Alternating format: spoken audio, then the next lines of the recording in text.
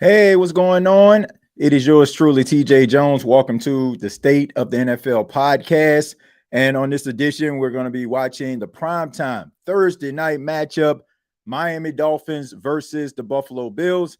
As of right now, the Miami Dolphins had a very methodical drive, and it was capped off by a short yardage touchdown by rookie Ollie Gordon, getting into the end zone for the second time this season. And now we're seeing Josh Allen and the Buffalo Bills trying to respond, but there is a flag on the play. It was a return and there's a flag, and I guess the referees are trying to figure out what's going on here, see if they're all in agreement to the flag. Let's see what's going on here. All right, so we got some unnecessary roughness right there on the tight end on special teams for the Buffalo Bills. So that's going to back them up a little bit. That's going to back them up, and you definitely don't want that right now. This is a very emotional game. You got the Miami Dolphins who are 0-2 and been hearing for the last couple of weeks how terrible they are and how, the coaches is probably on his way out. Tua is not the answer. So they're trying to respond, man, in a major way. So here we go. 1st and 10. Josh Allen in a gun. He's looking. He stares down a receiver. Try to get a 50-50 ball there to Keon Coleman, but there is a flag on the play, and that's going to be pass interference on the defense. Now, I think that was some really good coverage there, but, let's take a look at the replay. I'm pretty sure they're going to show that. Let's see what transpired. Really good pass right there by Josh Allen, putting it up there, trying to get Keon Coleman to come down with it. All right, so that's going to be on Jones. I mean, yeah, he was grabbing and holding all on to him. So that definitely was pass interference. His back was turned. I mean, hand inside of the jersey. I mean, so they're going to call that every time, man. So Keon Coleman has really been coming on this season, man. He's slowly emerging as that number one wide receiver for Josh Allen. So 1st and 10. Josh Allen in a gun, looking. He stares. He checks it down to James Cook. James Cook tries to get up the field. That's going to be about 7 yards on the play. So James Cook coming off a really good game where he went over 100 yards on Sunday. And, he's a guy that got paid and slowly is emerging as one of the top 10 running backs in football. Some people even say he's top 5 right now. So we look at his stats, 21 carries for 132 yards and 2 touchdowns. A really big big game versus the Jets, where they pretty much dominated from start to finish. So 2nd and 5, and here's the handoff to James Cook. James Cook gets up the field, and he's gone. And he gets to the 50. Tries to go around the side, and he gets past the 50-yard line. He gets the first down and a lot more. So James Cook starting early, picking up where he left off against the Jets. So really good play right there. Really good offensive line push. And he was able to cut back against the grain, gets the first down, get a little bit more. When you get to 3rd level, you're doing something right. So credit to that offensive line, credit to the vision of James Cook, getting up the field and making some people miss in the process, man. So here's 1st and 10 again. You got Josh Allen under center. Hand the ball off again to James Cook. Cook gets up the middle, and he gets another first down. So once again, James Cook coming out like a house of fire, man, picking up where he left off against the Jets. 2 back-to-back first downs right there. Good penetration, good offensive line run blocking there. They're able to create a crease. I mean, they're pushing guys back. He's able to find a hole right up the middle. And, I mean, he's getting the 3rd level every single time. So unless Miami can stop that, this is going to be a long night for them. They hand the ball off again. This time to James Cook. He gets around the right side here, but this time he's tackled. He gets about 2 or 3 yards on the play. So heavy dose of James Cook in this game is something that the Buffalo Bills are seeing or probably have saw, and they're trying to put an emphasis on the running game.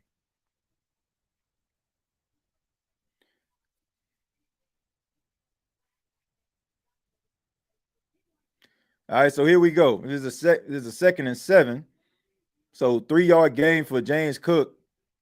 And we got Josh Allen with about 5:44 on the clock. And he's in a gun. You got Jordan Palmer in motion. This time he throws it, he checks it down to Dalton Kincaid, and it's enough for a first down. So we see Dalton Kincaid getting involved now. So really good drive by the Buffalo Bills. This is, their first 15 scripted plays here. So you always want to put your best stuff out there. So they come in with the jumbo set. They got the tight ends coming into the game. So let's see what they're going to do here.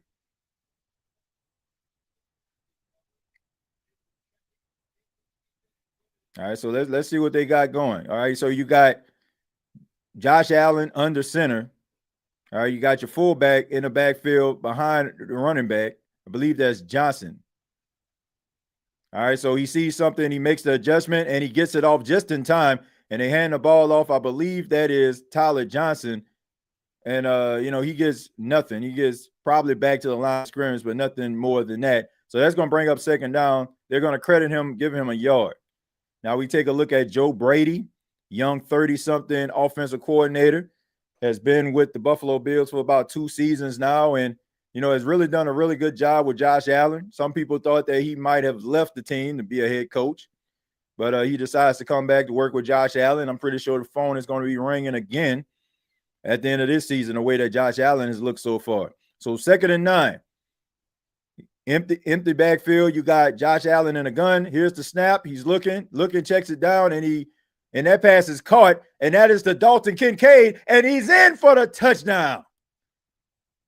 What a response by the Miami Dolphins. The Buffalo Bills after the Miami Dolphins were able to get down the field and just systematically just dissecting the Miami Dolphins defense.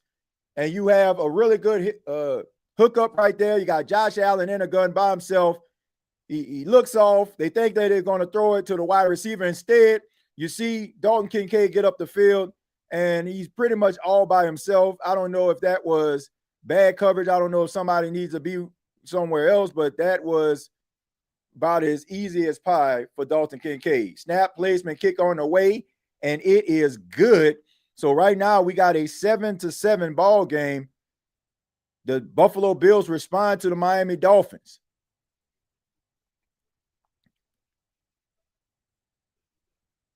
So Dalton Kincaid getting into the end zone. Josh Allen and the Buffalo Bills. What a response.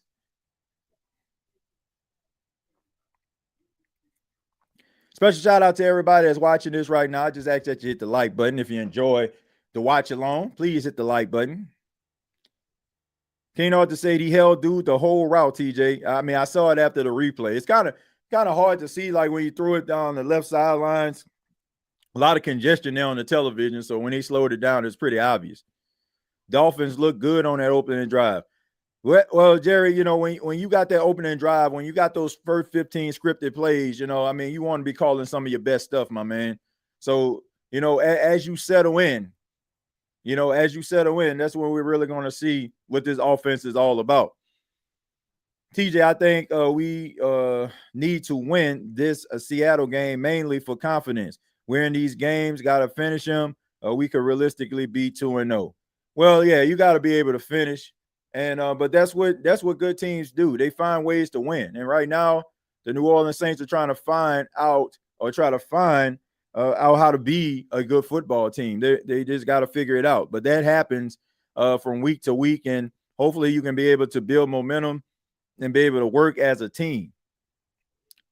Sorry, this may sound like a non-NFL fan take, but I hate the pass interference penalty being a spy foul. It should be 15-yard penalty, in my opinion. Well, look, I get that, but I think the NFL ended up making that rule the way that it is to try to, be able to put more points on the board. And if your team end up getting the penalty and it puts you down at the goal line, I don't think you'll be too upset about that, right? If they throw a pass down the field and it's pass interference and you need a big play, man, shoot, you ain't gonna be too upset about that. But yeah, I mean, it's just one of those things. But I think it's just the fact that they want to make sure that the offense is able to put the points on the board to keep people engaged.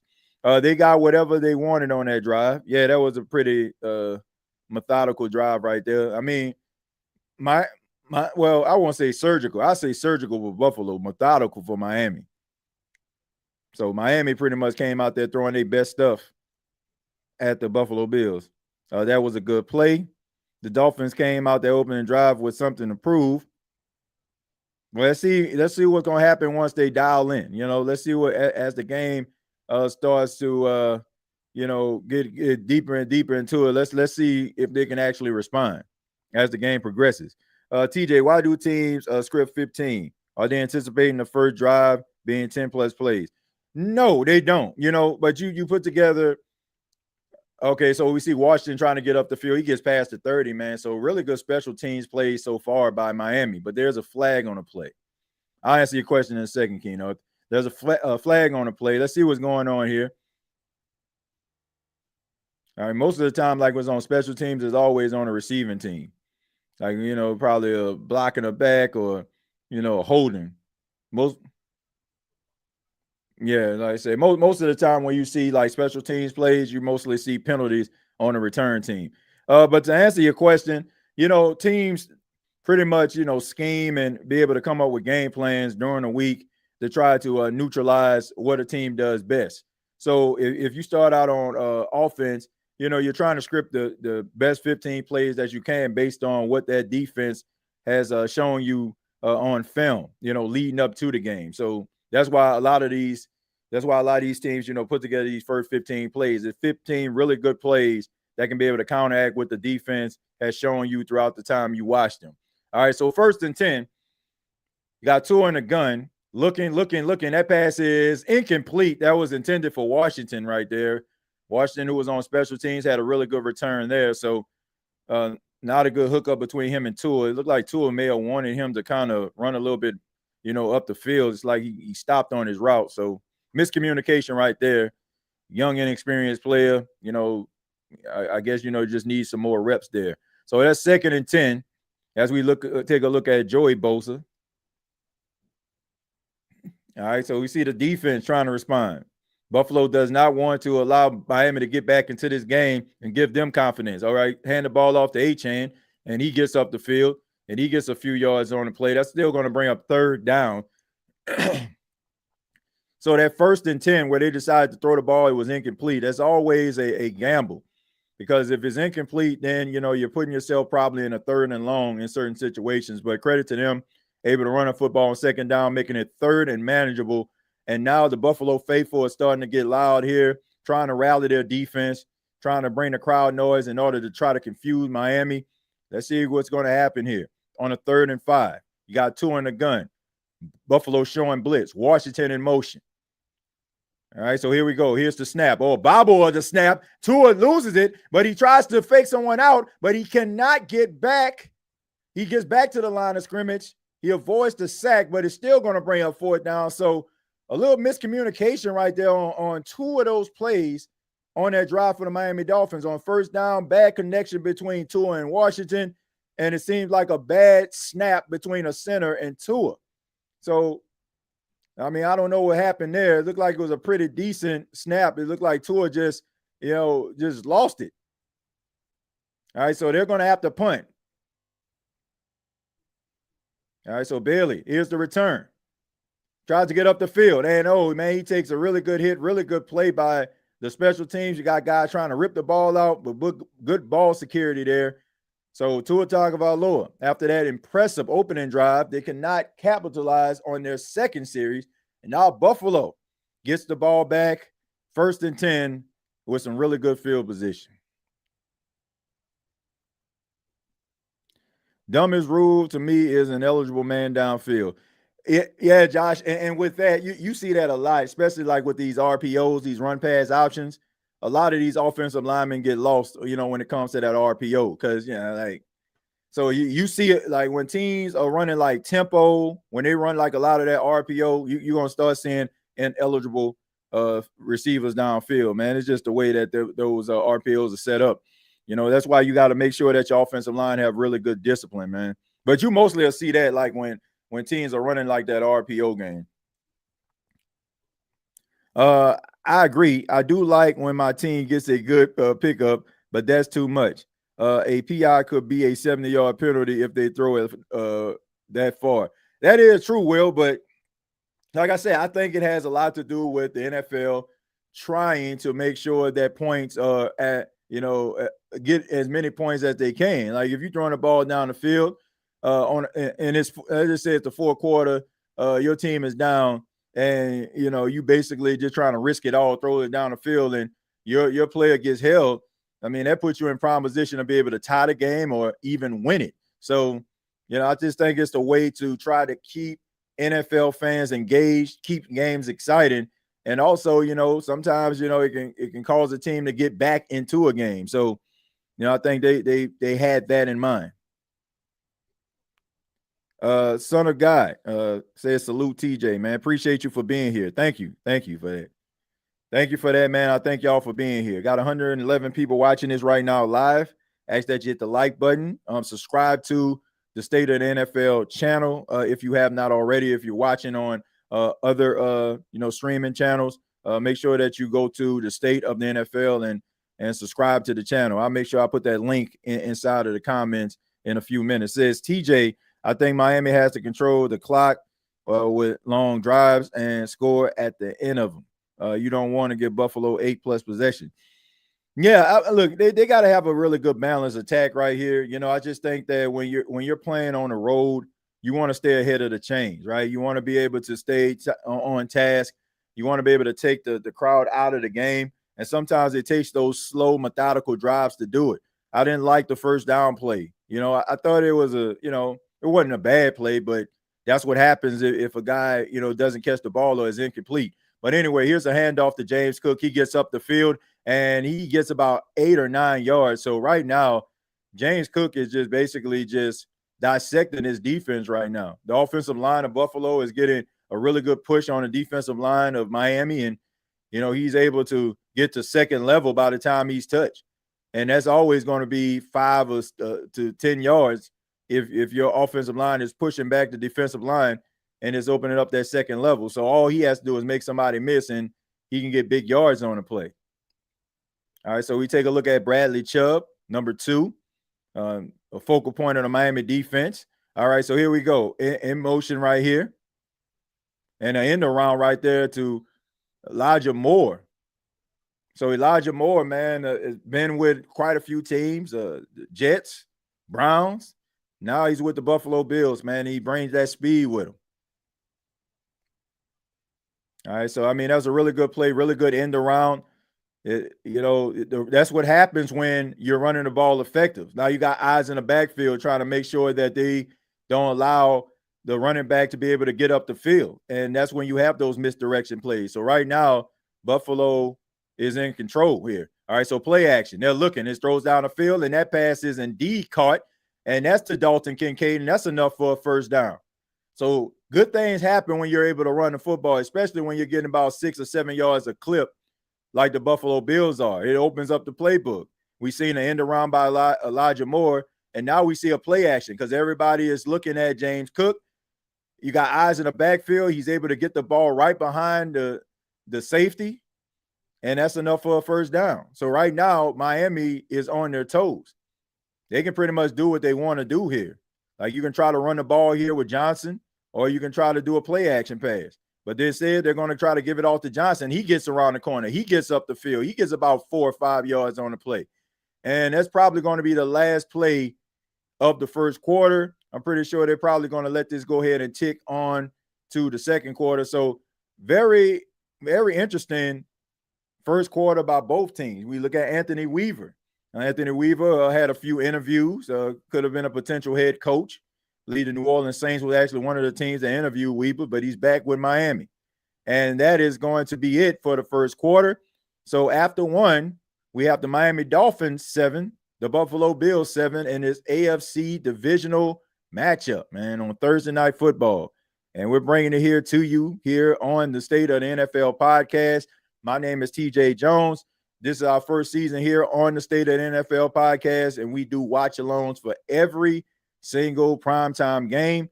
So if you're into the NFL, if you're into watch-alongs, if you're into NFL talk, then make sure you subscribe to the State of the NFL channel.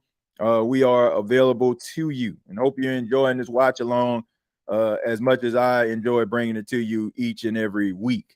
All right, so let me go ahead and put that link inside of the comments while we are waiting for the game to start the second quarter here. And then, of course, for those that just tuned in, I'll go ahead and I'll pull up the stats so far after one, and we'll talk a little bit about what we actually seen. We've seen the opening drive for the Miami Dolphins, and really good drive. I was able to methodically move the ball down the field.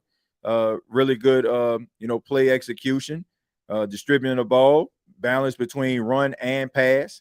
Was a pretty good, opening drive by Miami. Trying to go ahead and take a look at what the drive summary was. Okay, so we look at the Miami Dolphins. They had a 10-play, 47 yards drive to open the game. It took up 6 minutes and 29 seconds. And then you had Buffalo came back and responded with a 7-play, 85-yard drive that took about 4 minutes and 27 seconds off the clock.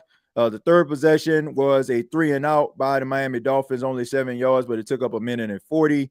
And as of right now, we know that the Buffalo Bills have the football, and they will have it at the start of the second quarter. As of right now, the stats read Tua Tagovailoa 4 5, 29 yards, 5.8 average. You got Josh Allen cooking right now for 46 yards, 11.5-yard average, and 1 touchdown. Devon Achane, 3 carries for 17 yards. Ollie Gordon, a rookie, 4 carries, 11 yards, and a touchdown. Tua Tagovailoa, 1 carry for 2 yards. James Cook has 9.8 yards per carry right now, 4 carries for 39 yards. Elijah Moore, one carry for 11 yards. That was that end around we just seen. And then you also have Ty Johnson. Ty Johnson has 2 carries for 5 yards. Dalton Kincaid had a 20-yard touchdown pass. Right now he has 3 catches for 41 yards, leading the receiver for Buffalo. And Devon Achane leading the Miami Dolphins in receiving 1 catch for 15 yards. Tyreek Hill, as of right now, only has 1 catch for 5 yards. And Malik Washington, 2 catches for 9 yards. All right, so start of the second quarter, 2nd and 6. Here's a handoff off to James Cook. He tries to get around the side, and he gets a push. The offensive line is trying to push him forward. They're going to give him forward progress. Not going to be enough for a first down, but really good effort right there between Cooks and the offensive line. So he got about 2 or 3 yards on the play. So we taking a look at Josh Allen and his throwing mechanics. Of course, is well documented. He's been working on, his accuracy, his arm throws. Everybody kind of seen Hard Knocks and the quarterback, whisperer that he's been working with to try to improve his passing ability. And he's been doing a really good job. He's the reigning league MVP, and the way he's playing right now, he might win it again. So 3rd and 2. Here's a handoff to James Cook. He makes Bradley Chubb miss, and he fights forward for the first down. So as of right now, the Miami Dolphins still have not found a way to solve the James Cook issue. Now, this game is still early, so they still can figure it out. But the more we get into this game, the more I'm starting to believe that they don't have an answer for him. So 1st and 10, we see Josh Allen taking a look at his play sheet on his wrist. He's in the gun right now. In the backfield alongside him, I believe that is James Cook. All right, so we got 11 personnel on the field. Got 3 wide receivers out there. All right, so here's the snap in the gun. He's looking. He throws the ball down the field and almost had the touchdown. Dalton Kincaid had the ball in his hand, just could not bring it in. And that would have been touchdown number 2 for Dalton Kincaid. And that is definitely the matchup that you wanted. It was just the fact that it seemed like Dalton Kincaid couldn't bring it in. He was able to get in front of him. Davis is right there. And I guess you can credit Davis at the last minute, able to put his hand in there to knock it away. So really good coverage right there. Really good coverage. All right, so 2nd and 10 for the Buffalo Bills. Palmer in motion, looking, and that pass is caught to Shakir. And Shakir tries to get up the field. The slot guy tries to get there, man. The little shifty wide receiver getting really close to the first down. He's probably 2 yards short. So that's going to bring up 3rd down. So this opens up the playbook. This could be a Josh Allen sneak. This can be a run play. This can be a quick pass to James Cook. I mean, endless possibilities here. And if you're Miami, you want to try to let them settle for a field goal. And if you're Buffalo, you're trying to at least get the first down here, so you can really apply pressure to the team of the Miami Dolphins. So here's a quick pass right here. He throws it up in the air, and that pass is caught by Keon Coleman on a quick slant, enough for the first down. So that's why you have a guy like Keon Coleman in for plays like this. He can use that big body, box out the defender, and just come down with the football. So really good connection right there between Allen and Coleman on that quick slant. So the big body receiver comes down with the ball for enough for the first down. And now that brings up 1st and goal. And the Buffalo Bills are threatening, and Miami is on the ropes as of right now. So here we go. Almost at the 12-minute mark. And Josh Allen doesn't like what he sees, so he calls the first timeout of the half for the Buffalo Bills. Taking a look at Sean McDermott. Really good coach right there. Has had his team on the doorstep of the Super Bowl quite a few times, and they're trying to do it again this season. 99 Dogs said finally made a watch along. Well, thank you for being here, 99. Appreciate that, man. Appreciate you joining us. All right, we got a 1st and goal. Josh Allen just called the timeout, trying to make sure that they got the right play. Want to take advantage of this red zone visit. Want to come away with 6 points instead of 3. Son of God, thank you very much for the 199. Says, what 0-2 team can turn it around and make the playoffs? I'll get into that one in a second. Let's go ahead and I appreciate the 199. I'll answer your question in just a second after this play. All right, so this brings up 1st and goal for the Buffalo Bills. 12 minutes remaining in the second quarter. And all right, we got a jumbo set here. We got the tight end in motion. He trips. Here's a play action, a rollout by Josh Allen. Josh Allen is probably going to take it himself, but he flips it to Haynes for the touchdown. And I tell you what, man, Jackson Hall's on the play. But anyway, that just shows you how unselfish Josh Allen was, because Josh Allen would have scored that touchdown if he would have walked into that end zone. But instead, he flips it off to a guy that he feels like is working hard. And the crazy thing about it is he actually trips on the play. And he's able to get back around. He gets the block. And like I said, I mean, Josh Allen could have scored that touchdown. I mean, he could have easily scored a touchdown on that play, but instead he gives it off to the tight end, and that's enough for the touchdown. Waiting on the extra point, snap, placement, kick on the way, and it is good. All right, so the Buffalo Bills, back-to-back drives, come away with 6 points. Now the score is 14-7, and Buffalo is cooking. All right, but back to the question. It says, what 0-2 team can turn it around and make the playoffs? Well, let's take a look at the teams that are 0-2. All right, let's take a look at them. I want to make sure I know everything that I'm about to list here. All right, so the teams that are 0-2 right now, I mean, it goes without saying, but just for the sake of argument, let's just go ahead and break some of these teams down. All right, you got the Chicago Bears, the Houston Texans, the New York Giants, the Saints, Titans, Jets, Panthers, and Browns. And then you got the Kansas City Chiefs. Now, which one of these things are not like the other? Which one of these things just don't belong? Can you tell me which thing is not like the other before I finish this song? All right, come on, man. It's the Kansas City Chiefs. Kansas City is the team that's up here to have the best chance of making a postseason. I guess next would be the Houston Texans if C.J. Stroud can figure it out.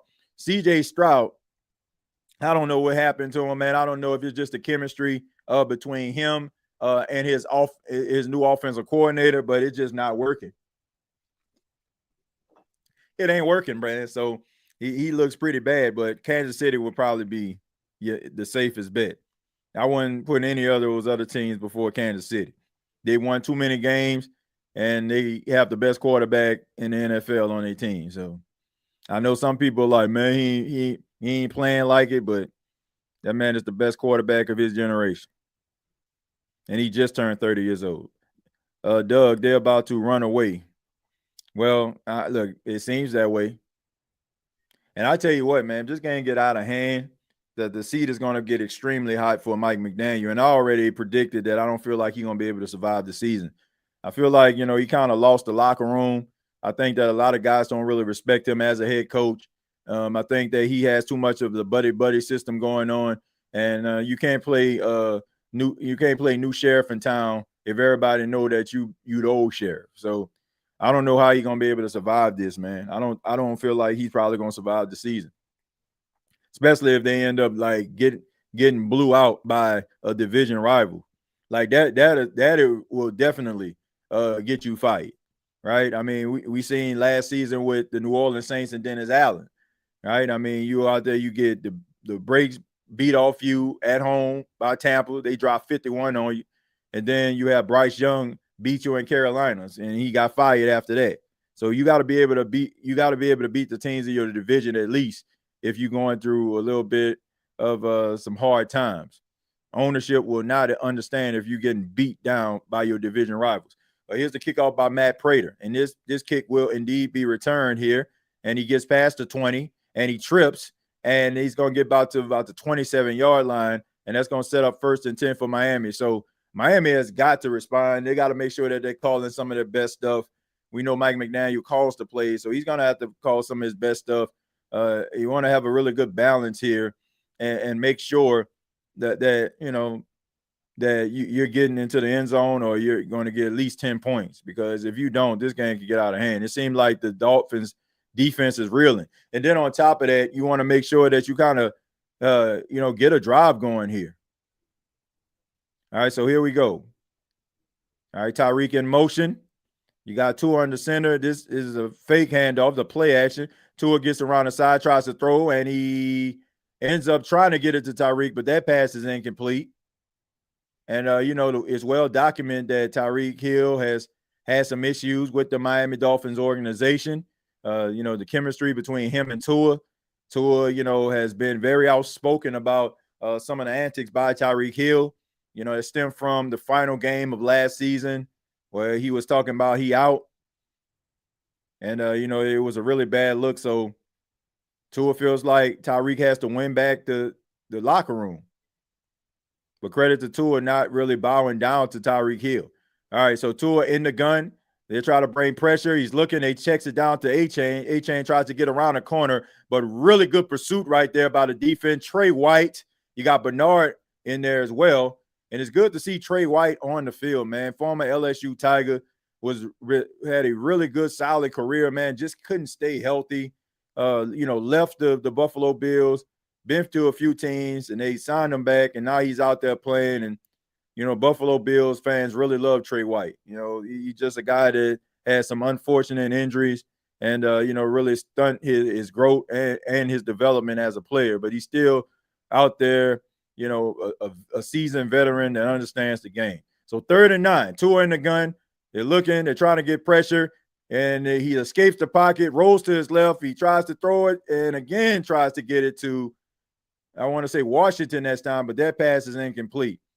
So really good defensive stand right there by Johnson and the secondary. Tua getting pressure in his face. He has to roll out to his left. All right, good play right there by the defender. Tries to get him to the inside. Knows that he has the linebackers on the outside. And Tua has to force a pass and it's incomplete. So another 3 and out by the Miami Dolphins. This is a punt, and he almost gets that one blocked. And he signaled for a fair catch. He goes to the ground, but Corrington is able to get the ball, doesn't hit the ground, and it's going to bring up another possession for the Buffalo Bills. And right now, man, they're red hot right now, man. So I don't know what the Miami Dolphins are going to do. That's another 3 and out. And your defense is kind of reeling. They've been on the field for quite some time. Seemed like some tempo is being ran by the Buffalo Bills. This is how you get blew out. This is how you get blew out, folks.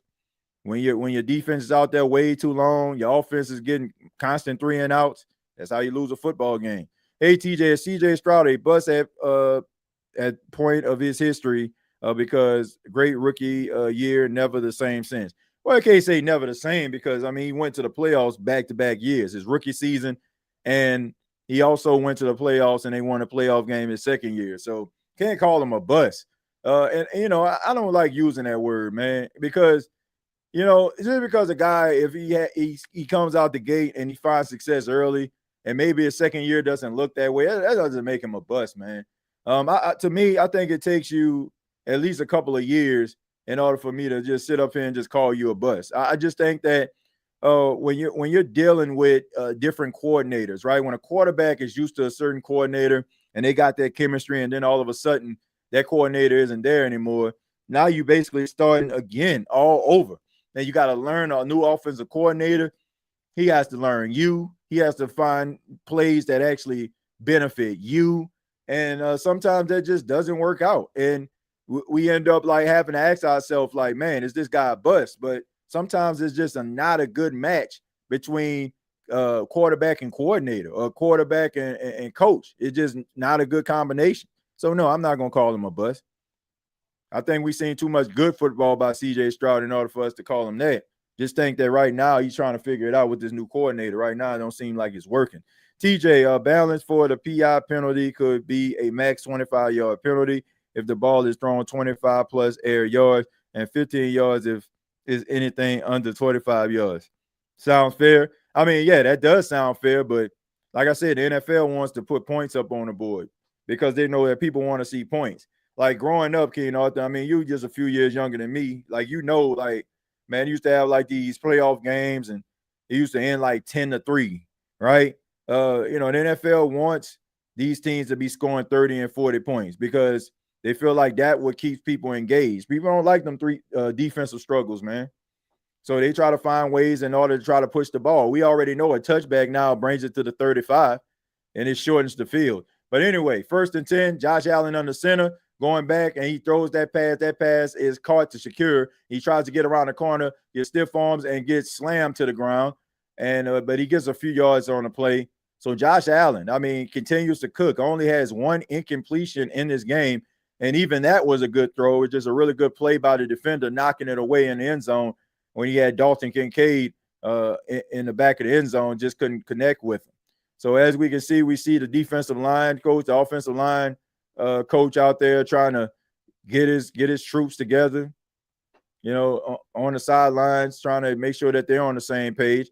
So here we go. This is a 2nd and 4 for the Buffalo Bills. You got Palmer in motion. You got a cornerback on a blitz, try to get around the side. This is James Cook. James Cook runs. He's at the 50. He goes and he's close to the 40-yard line, and he gets a first down and a whole lot more.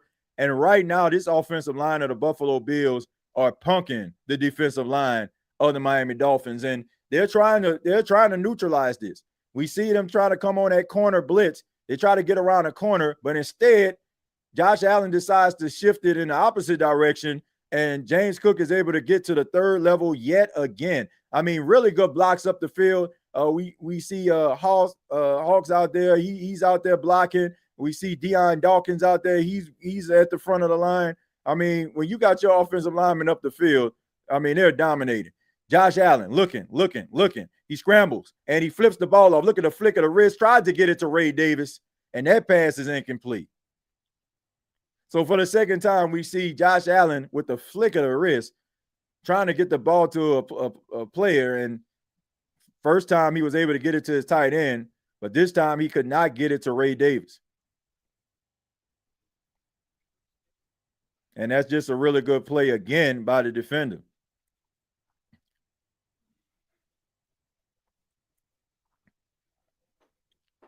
So Dotson on a really good defensive play right there, waited for the ball to come down and was able to get it out in time before Davis was able to catch it. And this time this is passed off to it's a wide receiver screen to Keon Coleman, and that's about 8 or 9 yards on the play. So that's going to bring up 3rd down, a very 3rd and manageable. So what are you going to do here? You can take your 6'5", 240-pound quarterback, and you can put him behind center and try to lean forward for the first down, or you can try to hand off to James Cook, who they have not been able to stop yet. I mean, Joe Brady in his bag right now. I mean, it's endless possibilities. Okay, so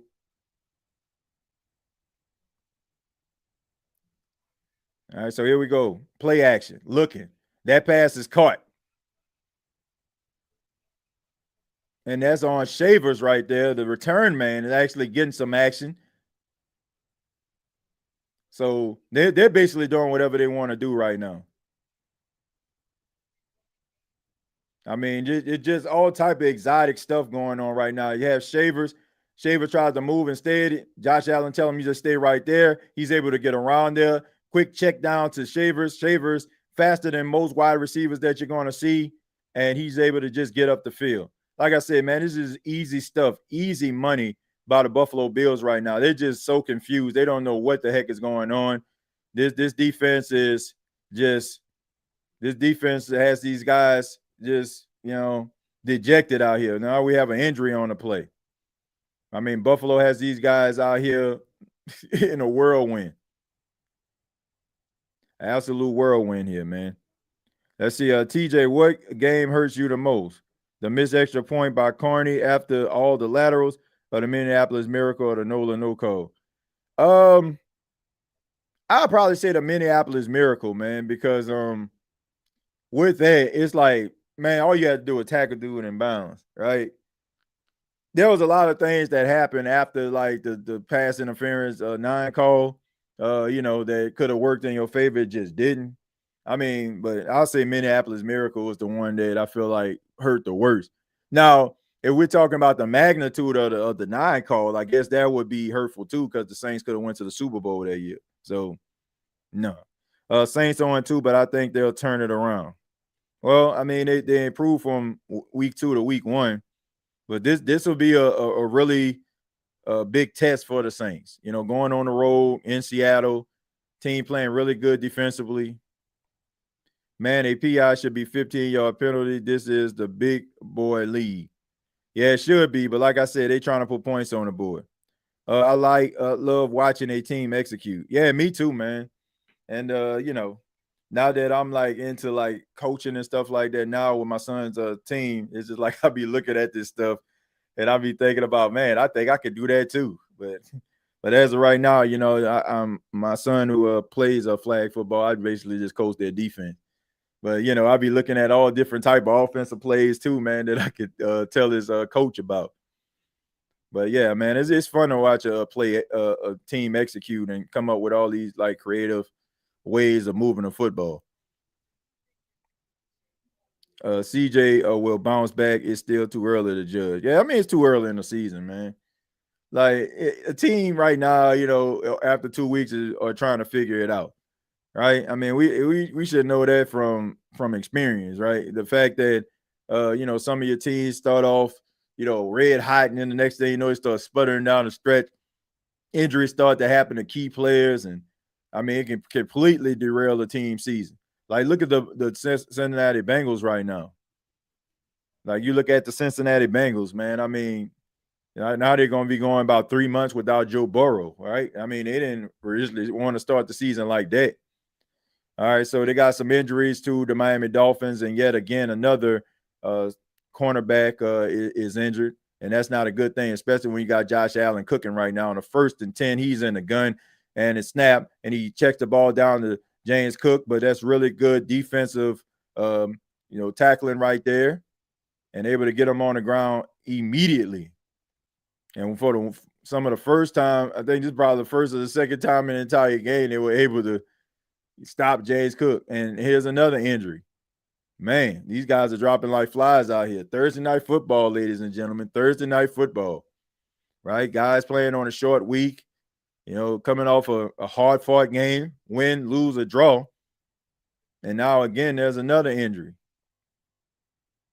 So this is Jones right here. So let's see what happened right here. Okay, so little running across field, collides with Dalton Kincaid. Dalton Kincaid is a 250-pound tight end. I'm looking at Jones. He's probably 180, 190 soaking wet. So Bonner is in the game. I'm pretty sure he's probably a special teams guy, backup, and this has been the game for him. And you look at the time of possession. I mean, Buffalo has taken full control of this game. All right, so Josh Allen under center right now on the 2nd and 8. All right, so let's see if this is going to be a handoff. It seemed like he gave a signal to James Cook, and able to break the tackle. He was able to break the tackle with Phillips, but he still was not able to get a yard on the play. I want to say maybe he got back to the line of scrimmage, but that about it. And we see Marshall limping back to the locker room. And this has been the type of season it's been so far for the Miami Dolphins. Like, just unfortunate situations that happen very, very early. I mean, it's still early in the season. They can turn it around if everybody buys in, but I'm just wondering if it's a little bit too late for the Mike McDaniel experience. All right, so Josh Allen in the gun, snap, looking, able to get, but this time he has to go down, and that is a sack.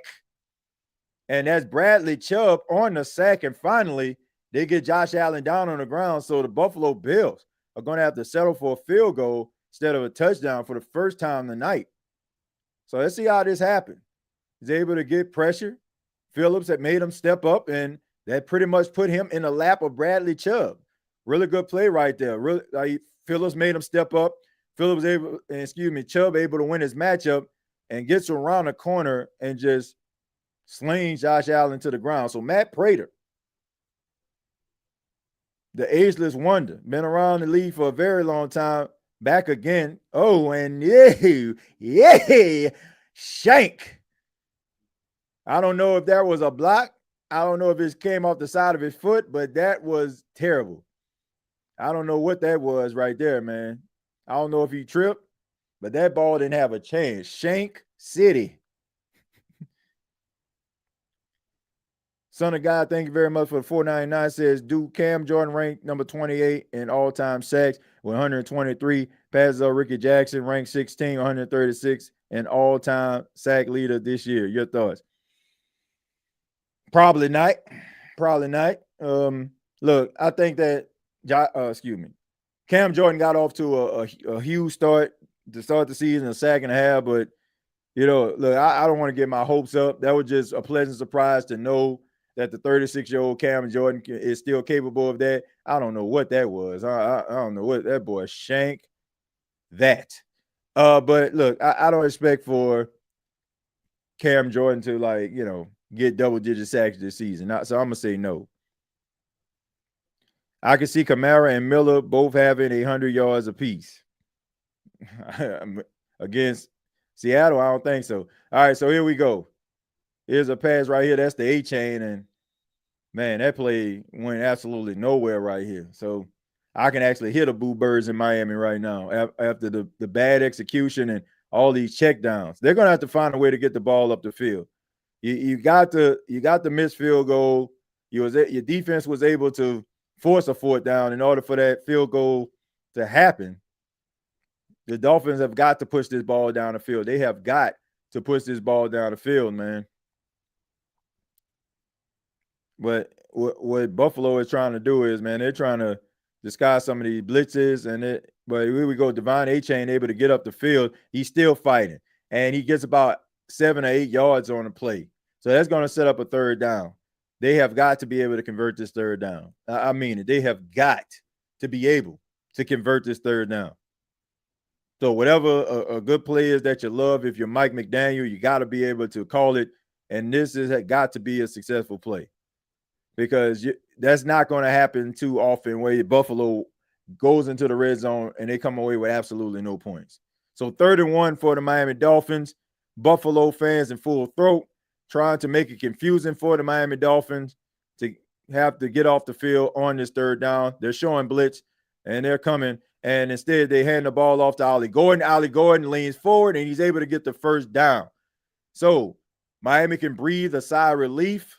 Finally get themselves a first down after some back-to-back 3-and-outs. And Ollie Gordon looked like he thought, okay, so he has to go out. All right, so Miami, finally, they got themselves a big-bodied back, right? I mean, you had 2 finesse guys with Raheem Mostert and Devon A-Chain, but now they got the big change of pace back in Ollie Gordon. We know he's a really good player coming out of Oklahoma State. And here we go. 1st and 10 for the Miami Dolphins. Tua under center. You got tight end in motion. Here's the handoff to A-Chain. He tries to get up the field, and a really good run right there. Gets about 3 or 4 yards on the play. So that's going to bring up 2nd down. The clock continues to tick. We're about 3:40 left in the game. In the first half. Miami still got plenty of time. I believe they still have all 3 timeouts. So you pretty much got your whole playbook at your disposal. Sean McDermott watching, trying to see if his defense can actually get another stop. Tight end in motion. All right. So fake to A-Chain. This time he checks it down and oh! And Thompson makes him pay. That had to hurt. Devon A-Chain tries to catch the ball, and Thompson just comes in like a Tomahawk cruise missile and catches him right in the midsection. Man, and that was a really good play. He's able to get around the fullback, and just basically just blows that play up. So they lose yards on the play, and right now it's 3rd and 12, and they're showing blitz. They're coming. Tua gets around the side, tries to look, throws it, and that pass is caught by Tyreek Hill for the first down. Tyreek Hill. A little bit of desperation right there for Tua, but that was one of those plays where he's like, Tyreek is down there somewhere. So Tyreek pretty much just drags it all the way across the field, helping out his quarterback, and he just catches it.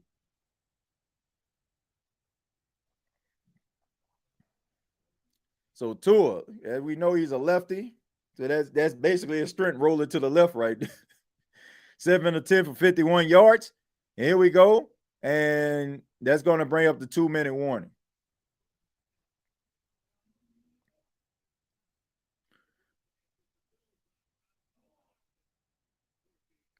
All right, so the 2-minute warning. 14-7 Buffalo. What up, Clay? And shouts out to my guy Clay, man. Carolina Panthers content creator. Y'all know y'all can catch us every single Tuesday, 8 p.m. on the NFC South Roundtable. Ready to show y'all, check out my guy Rop. Big Rop in the building. Yeah, man. Make sure y'all check out the Rop Star Report, man. Make sure y'all follow him on YouTube, man. Even if you are a fan of another team, man, you always want to know what's going on with teams around the NFL. So make sure y'all follow my guy Big Rop in the building, man. Shouts out to Clay.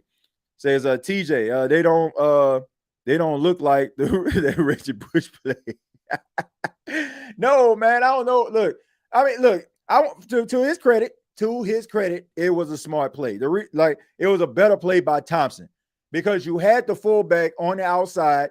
He was able to get a block. So if he would have blocked Thompson, then more than likely A-Chain would have been able to run up the field. But because Thompson was able to get through the fullback, he was able to blow that play up. So credit to Thompson on that play. That was just a really good play by the linebacker. I wouldn't call that a CTE pass. That was just a really good play by the linebacker. Like, it wasn't like that play where you don't have anybody on there blocking on the flank, and then all of a sudden, like, somebody just takes their head off. Like, he had a block out front. The guy just lost that battle, and the linebacker was able to make the tackle. Says TJ, you can see Cam Ward complaining about the turf. Them boys wouldn't get injured as much as grass because it has give. But the NFL doesn't want to pay for maintenance, in my opinion. Yeah, I just don't understand why stadiums or domes don't have grass. This is a multi-billion-dollar conglomerate that is the NFL. I don't understand why you can't get grass inside, indoors, in stadiums. If you look at soccer or football, as they call it across the pond, everybody has grass. I just don't get it. It's just one of those things where the NFL, maybe they don't feel like it's necessary to get, but you got to be able to protect your players at all costs, man. That is the moneymaker. Because if big time players end up getting injured, man, it's going to make people lose interest. But 1st and 10, Tua in the gun, looking, and he throws the ball down the field, and that pass is deflected by Trey White. So Tre'Davious White making plays yet again. Little LSU Alabama hookup right there, but not the way that Tua wanted it. All right, tried to get it to A-Chan, and really good play by Trey White, able just to get around there. I mean, I don't think it was any foul play on that. Hooked them pretty much bang, bang right there. So 2nd and 10, 1 minute, 56 seconds left in the first half. In motion is Washington. He's looking. Tua scrambling, going around, going backwards, and he just checks that thing out of bounds, and that's going to bring up 3rd down. Just chunks it out of bounds, man. I mean, live to fight another day. Live to fight another day. Sean McDermott trying to get hydrated. Josh Allen on the sidelines, hoping that his defense can get a stop so he can go back out here so they can maybe facilitate a 2-minute drill. And as we see the Buffalo Bills fans making it loud, making their voices be heard, Western New York on a fall night, Tua Tagovailoa on a 3rd and 10, trying to get his team to convert this 3rd down. Buffalo showing blitz, rushing, caught. Tyreek tries to get around the side, gets up the field, 1st down, and he gets about 12 yards on the play. So Tyreek Hill again paying dividends on this drive. When Tua needs a play, he dials up number 10 and he comes through. So Tyreek continuing to keep this drive alive. Tua and Tyreek working together, trying to get points on the board, trying to come away with at least 3, but would love 6.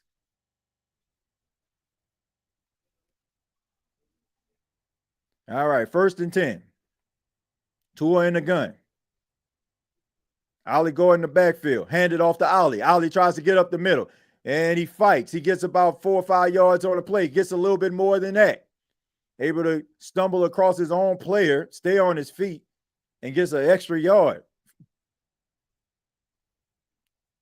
All right, so it's going to bring up 2nd down. If you're Miami, you're going to be calling this drive for the rest of this quarter like you don't want Josh Allen to come back on the field.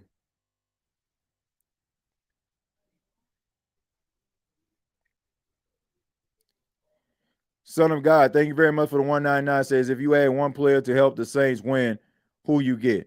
If I could add one player to help the Saints win, it would be a really good possession receiver. That's who I would add to the team. I would add a really good possession receiver and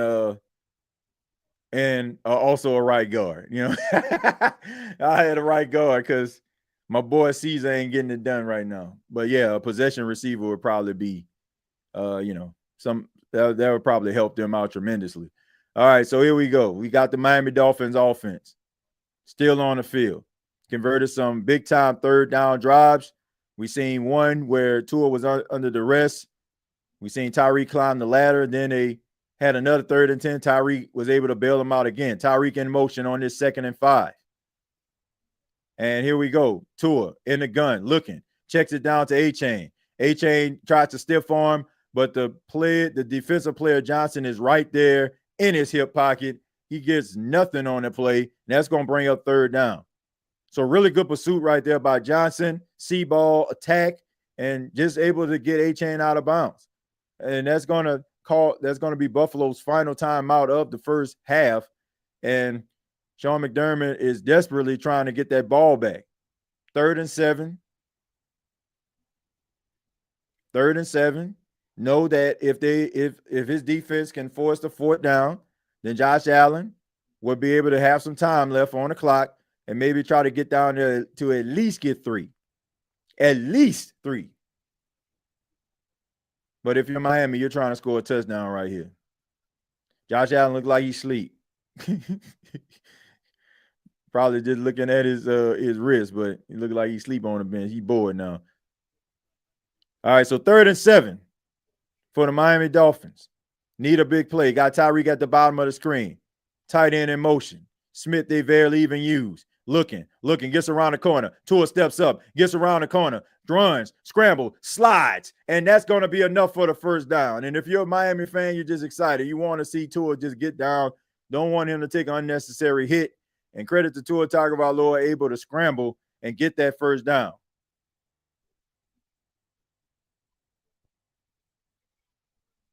All right, so that's going to be the first time out of the half for the Miami Dolphins. But credit to Tua. Tua looks, He feels the pressure. He senses it. He steps up in the pocket. He rolls to his right and is able to slickety, slide down very comfortably for the first down. And that's what you want to see. You want to see him be able to get down, slide without having to take any shots to the head and avoid that big collision, of course. And excuse me, he rolled to his left, not the right. Excuse me for that. All right, so anyway, 1st and 10. Bills defense has been on the field for quite some time. Really slow, methodical drive by Miami. You got to come away with 6 points here. Tua looking. Try to step up in the pocket. Takes a hit. This pass is caught. This is by Smith. He tries to get up, and they're saying that the ball hit the ground. He's protesting. He's like, nah, man. Nah. That ball didn't hit the ground, did it?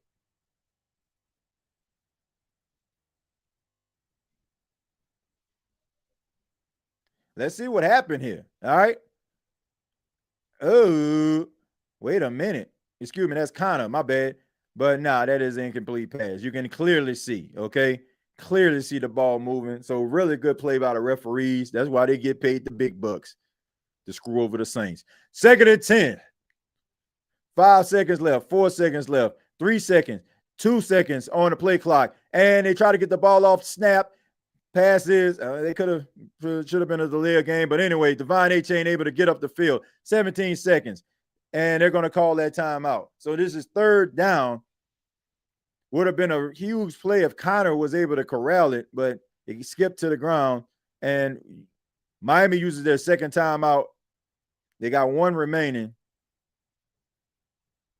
And you're looking at the Buffalo defense. They've been on the field for a long time this drive. You got guys hands on hips, looking at pretty gassed. Gatorade is in their system. They're trying to get this defensive stop. And if you're Miami, you're trying to get into the end zone on this 3rd and 3. They were able to convert every 3rd down this drive in order to keep it alive. This drive alive. We look at Stephen Ross, owner, GM, all that. All right, Tua Tagovailoa steps up in the pocket, pass the ball off to Tyreek. Tyreek gets around the corner, and he gets out of bounds, gets enough for the first down. So Tyreek, for the 3rd time on this drive, is able to convert a 3rd down. Able to get it to Tyreek. So 11 seconds left, 1 timeout for the Miami Dolphins. You still can run the football here, but you can have a couple shots to the end zone before the half, before you have to settle for a field goal. Do you want to run the football? Probably not. Probably not. But if you do run the football, you have that final timeout. But instead, they do a quick slant, and that's to Jalen Waddle, and he is in for the touchdown on a quick slant. What a drive by the Miami Dolphins. What a response by the Miami Dolphins. After that missed field goal, that shank by Matt Prater, Miami gets the ball. They convert a couple crucial 3rd downs, 3rd and longs, and they're able to punch it into the end zone to tie this football game up, pending an extra point. 8 seconds left on the clock. No timeouts for Buffalo. So I'm pretty sure when they get the ball back, they're probably going to just go ahead and take a knee and go into the half. Happy with the tie. Snap, placement, kick on the way, and it is good. So right now, the game is all tied up at 14. We look at Tua putting the ball into the hands of his playmakers, Tyreek Hill, and on this play, just a quick slant, man coverage, Jalen Waddle. I mean, I don't know what the heck was going on right there by Trey White. Not his best rep at all. I mean, you got to be able to get that inside containment right there. And Jalen Waddle just won that matchup. I mean, that was pretty easy right there. But it all stems from this improvised play. Tyreek climbing the ladder on a 3rd and 12, able to convert. Then again, Tyreek on a 3rd down, on a 3rd and 10, able to get the ball, run up the field. And one more time, he had a 3rd and 3. He was able to convert that too. That set up the Jalen Waddle touchdown. So really good response right there by Tua Tagovailoa and the Miami Dolphins. Coach McDaniel has not learned to get the play in on time. A huge issue is that offense is under his tenure. Yeah, but that's what happens when you're an undisciplined football team. and you allow your football team to basically be left to their own devices here. All right, so here we go. Tries to run up the field. That is Corrington, I believe. And Corrington is able to get up the field, but he's slow to get up. Hopefully, he's okay. And I'm pretty sure this is they probably just gonna take a knee to try to go into the half tied at 14. Of course, Buffalo gets the ball back at the start of the third quarter, so they can go ahead and take a knee, go into the end zone. Go into the locker room, come back at the start of the third quarter.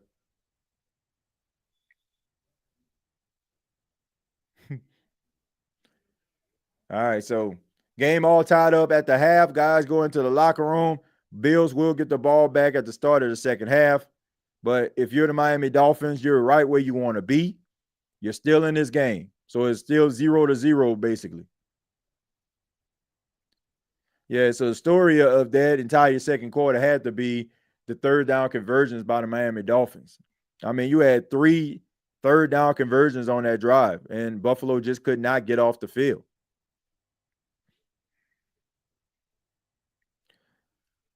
Waddle, baby, waddle. Show us TJ do the waddle. And like I'll leave that up to Jalen Waddle right there. That missed field goal just switched the momentum. Yeah. Then and the defense of Buffalo couldn't get off the field. TJ, I wouldn't have paid him right away.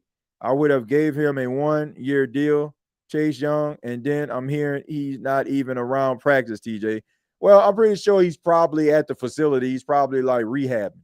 I'm pretty sure he's not out of the facility. He's just probably not just on the practice field, but I'm pretty sure he's around there. Where you at, Jones? Yeah, I'm pretty sure he's at the facility. He's just not practicing. But nah, man. I mean, look, it's an unfortunate situation. But look, I think the defense has played pretty formidable for the most part up front without him.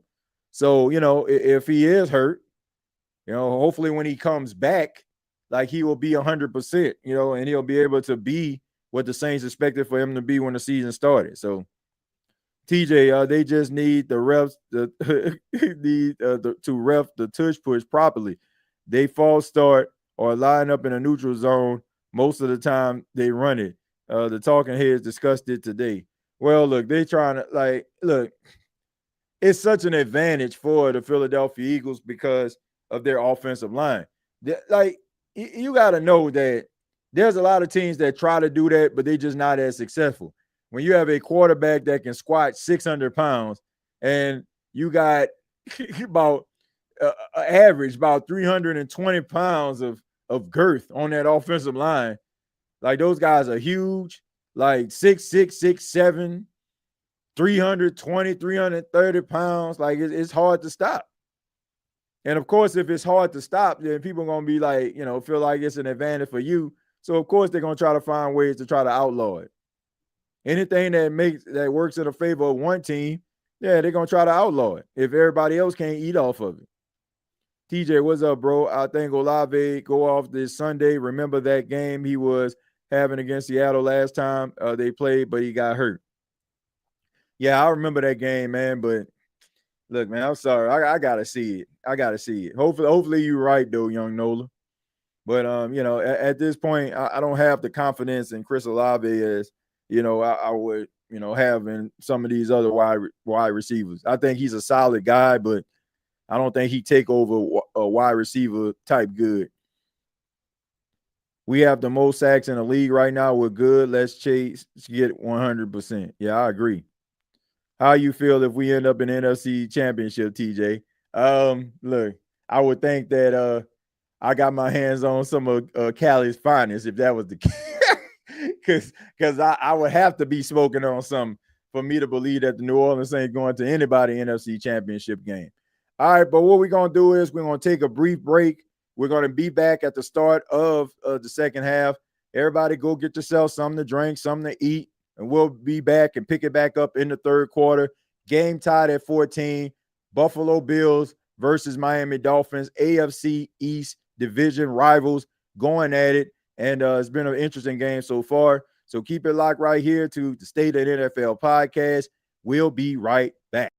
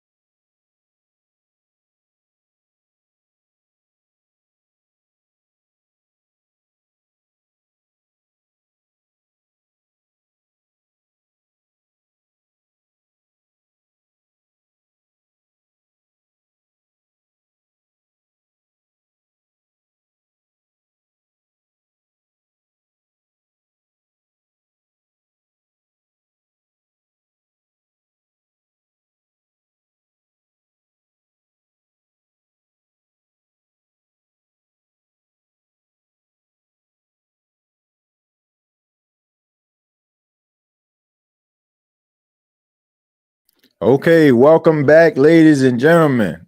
Welcome back to the State of the NFL podcast. Yours truly, TJ Jones. That's me. And we are back for the start of the second half of the Thursday night matchup. AFC East rivals, Miami Dolphins versus the Buffalo Bills in Buffalo. And right now, the game is tied at 14. What we last saw was the Miami Dolphins facilitate a very methodical drive, able to convert 3 third down conversions on their way to the end zone to tie this football game up. Matt Prater misses a pretty much a chip shot field goal, shanks it wide left. And right now we see the Miami Dolphins kicking off to the Buffalo Bills to start the third quarter. Here we go. Here's the return by Corrington, able to get up the field. And he gets close to the 40-yard line, and a really good return right there by Corrington to set the Buffalo Bills up in really good field position. Taking a look at Mike McDaniels, saying he likes the effort of his team so far. Guy that you have to believe is on a hot seat. I think it's apropos that he's actually sweating right now because that's pretty much how hot the seat is for him to try to turn this thing around in Miami. But if you can get a win over Buffalo, red hot Buffalo, then it can be a start. Tight end in motion, hands the ball off to James Cook, and James Cook is able to get about a yard on the play. So I'm pretty sure adjustments had to be made at halftime, and I'm pretty sure the number one thing was to stop the run of the Buffalo Bills. My goodness. But James Cook has been an absolute animal tonight. His stat line read as such. 9 carries for 74 yards with an 8.2 average. He's averaging 8 yards a clip, folks. 8 yards a clip. So 2nd and 9 for the Buffalo Bills. Josh Allen in a gun. Alongside him, James Cook in the backfield. All right, so he's audible and he sees something, calling it out. Shakir in motion. And here's the snap. Looking. Quick pass. That is off to Keon Coleman. He doesn't get the first down, but he's able to get a few yards on the play to make it a 3rd and manageable. So about 3rd and 2 is going to be this down, 3rd and 2. So Josh Allen, 12 of 14, 104 yards and 2 touchdowns on the night. A very surgical night for number 17. And now they're saying 3rd and 1.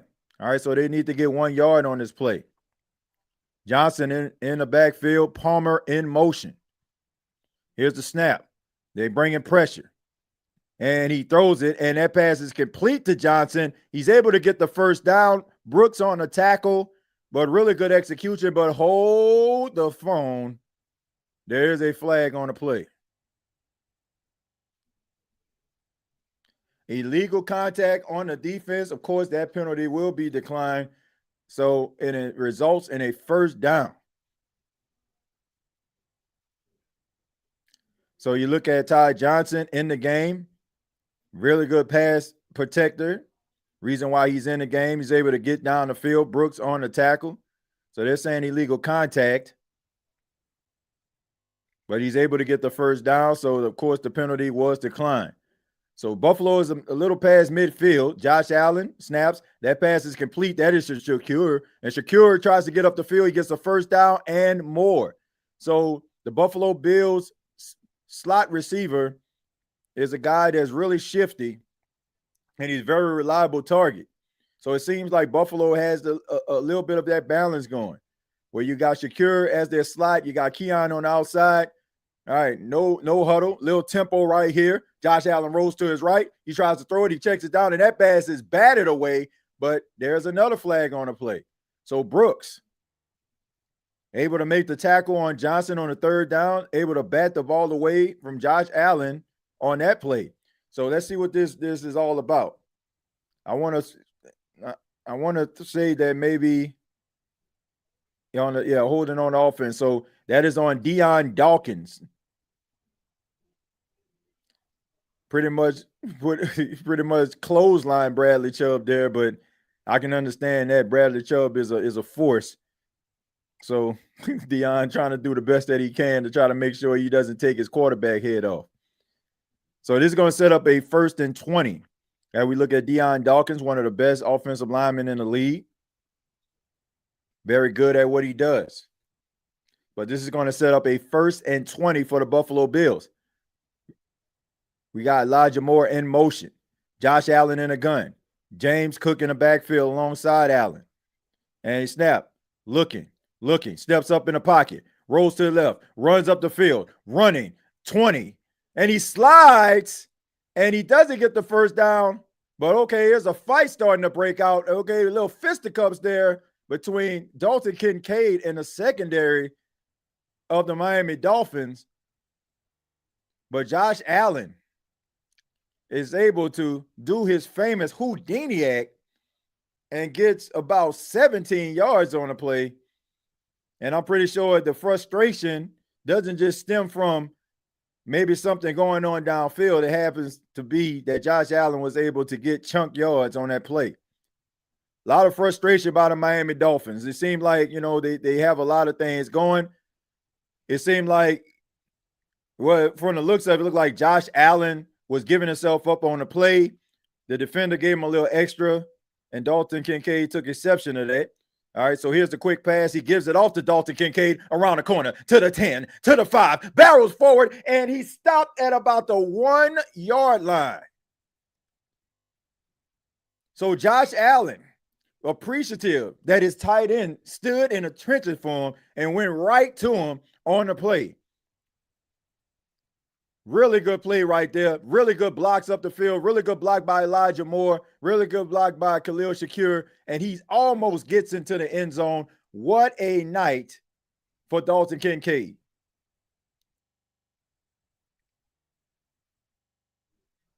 Four catches for 60 yards. And right now the clock is indeed ticking. Empty backfield. Josh Allen runs. He tries to run, and he is tackled, corralled. And all of a sudden, Brooks, look, the play is over. A flag on the play. Come on, man. The undisciplined play of the Miami Dolphins. Everybody and their mama heard the whistle, but Brooks trying to give him a little something extra. This game is getting a little chippy right now. Put that type of energy on the field on defense, not after the whistle.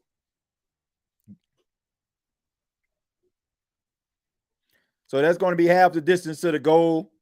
And you pretty much just set them up for endless possibilities and pretty much a foregone conclusion of a touchdown. But that's what happens when you're an undisciplined football team. I mean, you got Josh Allen dead to rights. He's not going anywhere. The whistle is blowing. You slam him down to the ground like it's WWE. And, of course, they're going to call a flag like that every time. Like he's pulling him. He's pushing him back. Like, what is the point of this? It's unnecessary.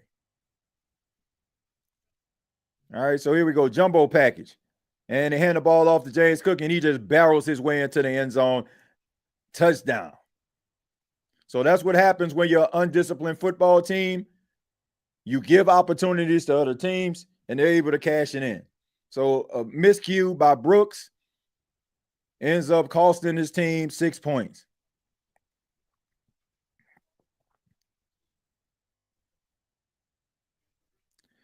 Good game, TJ. I'm on my way home from work. I'm trying to watch the game and listening to you at the same damn time. Well, look, man, look, don't be trying to watch the game, man, if you're driving home, man. You can listen to your boy and then finish up, watching it when you get to the crib, man. You want to make sure you get home safe, Greg. But appreciate you for tuning in, man. TJ, who knows what Josh Allen said to some of the fans' defense? Could be something bad, so they are going to take it out on Josh Allen.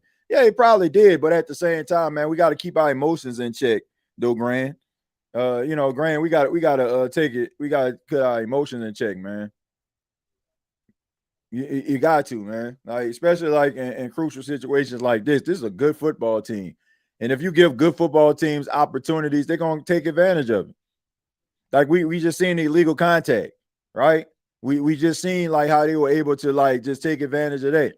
And when you undisciplined like that, like they're going to cash it in, and it's just going to put you behind the 8 ball. TJ and the Saints got to go play this team. Good luck. Nah, I don't see them winning this football game, bro. If the Saints win this football game, man, like if the Saints beat the Buffalo Bills, look here. Look, I think they definitely stepping in the right direction. If they can knock off the Buffalo Bills, they definitely stepping in the right direction. But good luck with that. TJ from the high desert in the great American Southwest, I bid you all good evening or good morning, wherever you may be across the great land of ours and beyond. Art Bell, Coast to Coast AM. Well, look, I appreciate that, man.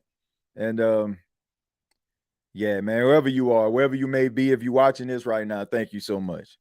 Appreciate that. TJ, go Dolphins.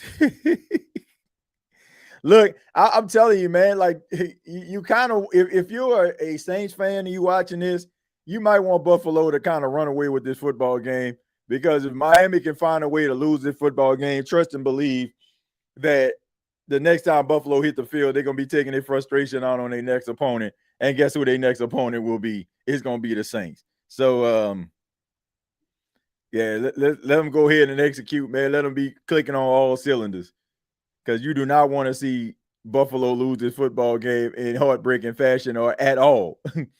Because if they do, then they definitely going to be locked in on beating the brakes off the Saints. TJ, oh, you already read that. Says, what up, TJ, and all the rest of you who datters. Well, we not only just have members of, the New Orleans Saints on the State of Saints podcast channel watching this. We got NFL fans across the league of different teams watching this on the State of NFL podcast, and we appreciate any fan base that you're a part of. Thank you for stopping by as we are watching this Miami Dolphins Buffalo Bills game. Buffalo has taken a 21-14 lead over Miami, and now Miami gets the ball to try to respond to the Buffalo Bills opening third quarter drive. So Matt Prater kicks the ball off, and it is returnable. And he gets the ball at about the 7-yard line. He gets up the field. Washington tries to cut around the side, and he gets tackled at about the 29-yard line. Doesn't really get to the 30, but that's where the Miami Dolphins are going to set up shop. All right, so got 170 people watching this right now. I ask that you hit the like button. I ask that you subscribe to the State of the NFL channel. I'm going to go ahead and put that link inside of the comments so you all can be able to click on it and subscribe to that channel if you have not already. All right, so 1st and 10 for the Miami Dolphins. We got a 3 backfield set here. Quarterback, well, two backs in the backfield. We got A-Chain moving up. Now he's in motion and try to get the ball off, and this is the Jalen Waddle, and that play goes absolutely nowhere. Really good play by Tre'Davious White, who is having a hell of a night, and he has been all over the field tonight, and this has to be a really good feeling if you're Trey White, who has been through a lot of trials and tribulations throughout his career dealing with injuries, and now he's out there playing with the team that drafted him and is really contributing in a major way tonight. All right, so Tua under center on a 2nd and 13. You got Tyreek Hill in motion, and they hand the ball off. This is the A-Chain. He tries to get up the field. He gets about 1, maybe 2 yards on the play, but this is going to still set up a 3rd down and long. And once again, the Miami Dolphins behind the 8 ball, right? Bad play, trying to be too sexy on 1st down, trying to be too cute, trying to run that play, and you end up losing yards, and now it's 3rd and 11. So can they do it again? Can they be able to convert a 3rd and long to try to keep their drive alive? We've seen them do it a couple of times the last time they had the ball at the end of the 2nd quarter. But they are dialing up the blitz. They are coming after Tua, and they do. Blitzing. Good pickup. Plenty of time. Throws the ball down the field. Tries to get it off to Tyreek Hill, and that is incomplete. Incomplete. But there is an injury on the play. It looked like one of the Buffalo Bills players is slow to get up, and they're calling for the medical staff to come out there and check on him. And that looks like Bernard on the play. He looked like he's having a really good game. Or he's had a good game so far. So you had Tyreek down the field. Looked like he was splitting coverage. And these guys are able to get up there. It's hard to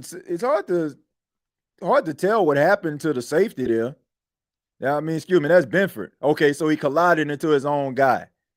Okay, so that's what it was. He collided to his own guy. I don't know if maybe the wind got knocked out of him, or maybe I hope that's just all it is. Or it could have been the fact that he could have fractured a rib, but I just hope that's just the fact that he got the wind knocked out of him. That's Benford, by the way, the safety. So they tried to take a shot down the field. He tried to get it to Tyreek Hill. It just did not happen. So the pass is incomplete. So the Miami Dolphins are going to have to punt after they check on Benford. Hopefully he's okay. Yeah, TJ, next week, good luck. Yeah, that ain't happening, man. Just pray just pray for the best.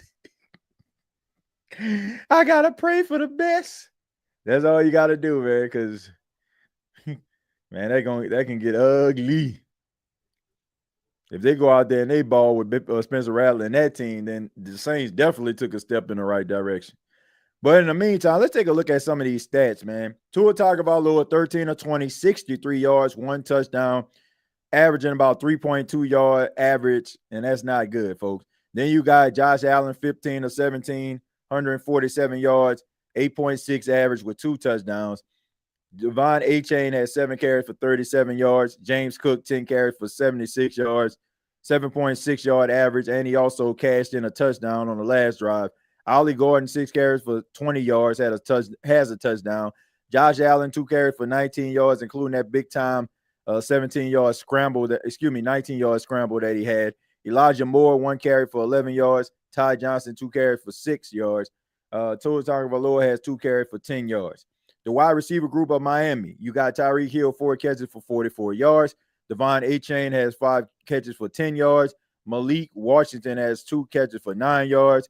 Jalen Waddle has 2 catches, no yards, and a touchdown. Somebody help that make sense. I guess it was because he lost yards on that little reverse play that they tried to do that didn't work. Let me see. Tanner Connor, no catches, 0 yards. The wide receivers and the receiving group for the Buffalo Bills. Dalton Kincaid is leading the receivers, 4 catches for 60 yards. Khalil Shakir, 3 catches for 30. Keon Coleman, 3 catches for 20. Terrell Shavers has 1 catch for 17. Ty Johnson, 1 catch for 8. James Cook, 2 catches for 7.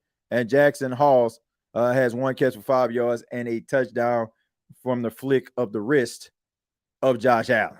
All right. In the meantime, you only have 2 sacks by the Miami Dolphins. Tyrell Dodson has a sack as well as Bradley Chubb. All right, so here's the punt. And it is, he muffed it. Okay, but he able to get back on it. Carrington, you got to be able to secure the ball, man. I could tell what he was trying to do. He thought he seen something, tried to hurry up and get the ball. Lucky for him, he was able to get back on it. That's what happened when he's trying to take off before he secures the ball. Yep. You got to make sure that you secure the ball before you take a move. He's ready to run already. The most important thing that you're gonna do is to make sure that you have ball security before you take off. And as you can see, the coordinator is taking a time to talk to him, giving him a little bit of advice. I understand you were trying to make a play, but you got to secure the football. All right, so here we go. Here's the handoff off to James Cook, but he is tripped up in the backfield. And he may got back to the line of scrimmage. So Jack Jones is able to fly into the backfield to take down James Cook. That's pretty impressive right there. That's pretty impressive, man. They have not been able to stop James Cook throughout the night. But the second half so far, they have done a good job at doing just that. But it's still early in the third quarter. But really good play by Jack Jones there. All right, Elijah Moore in motion. In the backfield, you got Ray Davis. He's sending Elijah Moore in motion. Tries to hand it off to him. And that time he checks it down. Tries to get around the corner. And he can't, but maybe got back to the line of scrimmage. So this is going to bring up third down for the Miami Dolphins. And he's letting them hear about it. So Jack Jones on back-to-back plays making things happen, man. And that's what you want to see. You want to see those guys going out there flying around the field, making plays. And that's what's going to get Miami back into this football game. It's going to have to take this defense to be able to shut down James Cook and be able to neutralize what Josh Allen is able to do, which many teams have become unsuccessful doing throughout the time Josh Allen and James Cook have been in Buffalo collectively. All right, Josh Allen looking. He throws it, and that pass is caught by Dalton Kincaid. Really good catch. But that man, hope he's okay, man. It could have been very, very ugly the way that he fell. Looked like they kind of bent him back a little bit. He was able to get the catch, but they were able to get a 3-and-out. So really good defensive series by the Miami Dolphins. They're trying to fire each other up. They're trying to inspire each other. You see Tyreek Hill on the sideline saying, now it's our turn to respond the way the defense just did. So for one of the very few times tonight, the Buffalo Bills offense stalls, and now we see Johnston out here with the punt, and he gets it off. Really good hang time here, and Washington receives it, tries to get around the corner, and he gets tripped up, but he gets a few yards on the play. And Miami is going to take over with the football, down 7. Let's see if Tua and the offense can be able to capitalize on the defensive series by their defense. All right. We just got to coach smart these next 2 games. Yeah, I mean, look, you can't beat yourself. Pause. You got to go out there and make sure that you're doing what you need to do to execute, stay ahead of the chains, and just eliminating the mistakes, man. Like no holding penalties, right? If you are the New Orleans Saints, no holding penalties, no pass interference, no boneheaded penalties that's going to cause the offense to stay on the field. And if you are the New Orleans Saints offense, stay ahead of the chains, right? Play complementary football. Maybe even, utilize special teams. Play groupie. How about make a field goal, right? That's what you need to do. That's what teams that are limited, that is how they find success. They just go out there and they execute. They find ways to win football games. It's not going to always be pretty, but if you can go out there and eliminate the mistakes, you can be in there in the end. And who knows, what it can possibly be if you go out there and, just execute to the fullest. You might find yourself beating a team you have no business defeating on that day.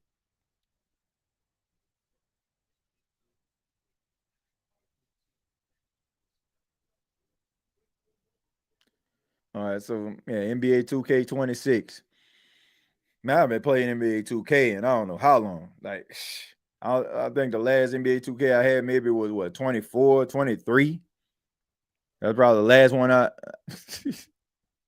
All right, so he's showing next week game. 2 teams that the Saints would have already played by next week. They play the Seahawks this weekend. They played the Cardinals in week 1. So NFC West rivalry between the Seahawks and the Cardinals.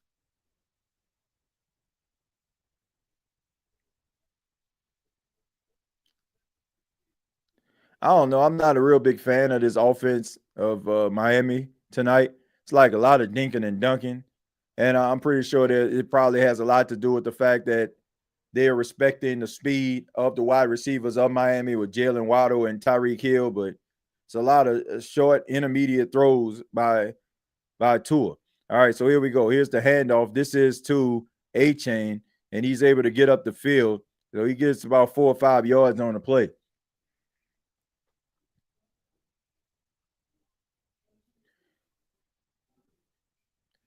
So if I'm Miami, man, I'm wondering, like, if I get this first down on this drive, I'm probably going to be trying to do some tempo. I'm probably going to try to roll with some tempo. All right, so here we go. 2nd and 5. Tua under center.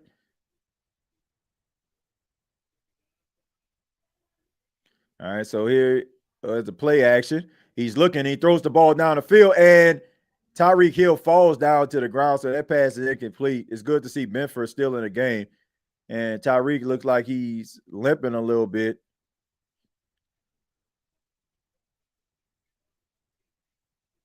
All right, so here we go. We got Benford. Okay, got away with a little bit of a hold, and maybe that's the reason why Tyreek decided to fall, was because maybe he was trying to get the referee to throw a flag there, but that definitely was a little bit of a tug on the jersey. All right, so here we go. This is 3rd and 5. Tua in the gun. All right, and it's going to be 3rd and 10. because it's going to be a false start on the offense. So they're going to go ahead and back it up like a U-Haul truck. And that's going to be 3rd and 10. Okay, so there was so it should have been a false start, but instead Buffalo calls a timeout. So they ended up letting Miami off the hook there. You see Josh Allen staring at, I don't know what the heck he's staring at. I don't know if he's just trying to stay dialed in. But all right, so 3rd and 5. Which should have been a 3rd and 10, but Sean McDermott helping out Miami. And also gives Tyreek Hill a chance to take a breather and get back out there on this 3rd and 5. So now it just makes this 3rd and 5 a little bit more difficult for the Buffalo Bills defense to be able to stop now that Tyreek is on the field. And you're wondering, are they going to send a blitz? Are they going to dial up the blitz on this play? All right, look like they're showing blitz. Malik Washington in motion. And here's the snap, Tua. Trying to get around the corner. And pocket collapse. He tries to roll. He tries to thump the ball off. And that pass is incomplete. And that's going to bring up 4th down. So really good pressure by the defense of the Buffalo Bills, able to get Tua Tagovailoa off his spot. He's able to try to run out of the pocket, but he couldn't find anybody down the field. So pocket pretty much collapsed. All right. Tua doesn't see it. Instead, he doesn't throw the ball on time. But, I mean, to me, he probably could have fitted through there, but that's a very dangerous pass. I mean, one of those defenders can jump in front of that pass and pick it off. So I don't agree with that by Kurt Herbstreit on that one. All right, here's the punt. And Corrington this time does a much better job at bringing it in as he signals for a fair catch. Take a look at Niagara Falls in Western New York. 100 dollars in my head instead of going under. I just know that song because I watched American Pie when I was growing up. Because I'm in too deep and I'm trying to keep the thoughts on my head instead of going under. Yeah, man. But anyway, thank you all for being here. Really do appreciate it, man. No matter where you are, wherever you may be in the world, thank you so much for stopping by the State of the NFL's NFL Watchalong for Thursday Night Football. Buffalo Bills versus Miami Dolphins. Week 3 Watchalong with yours truly, TJ Jones. Shouts out to everybody in the chat. Shouts out to everybody watching this, no matter what platform you're watching it on. I really do appreciate it, man. Shouts out to you. All right, let's see. If you have any questions pertaining to your favorite NFL team, be sure to put it in the chat. You don't have to talk about the game tonight. You can talk about anything you want to talk about. I mean, there's a lot of things that we can discuss around the National Football League. We can talk about Jaden Daniels missing practice for the 2nd day this week.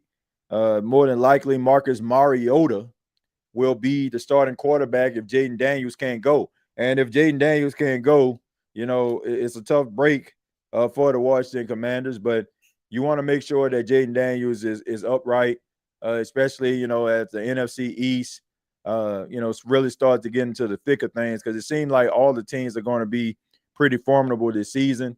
I mean, even though the Giants haven't won a football game, they still had a very commendable performance. But they, went all the way into overtime with the Dallas Cowboys, couldn't get it done. But, I mean, that's going to be a pretty tough division, but it seems like it's going to be the Eagles coming out of that.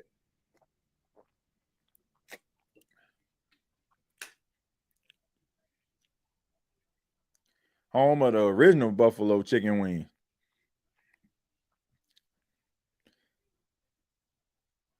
That's a good reason to go to Buffalo. Just try the Buffalo wing. Who would have thought something like that would just become a phenomenon? Because who doesn't like buffalo wings, right? Wings with the sauce on there. Like, who don't like that? All right, so anyway, Josh Allen back on the field and offense. Palmer in motion. They try to do a shift. He sends James Cook in motion and tries to fake it off. Instead, he tries to run. He takes it himself and he slides, gets down. he's tackled by the defender there, so he's able to get a few yards on the play. It looked like one of those things where, it probably was a passing play, but instead he decides to take it himself at the coverage that he saw. Best to get a few yards on the play to try to stay ahead of the chain. So really good, smart play by Josh Allen.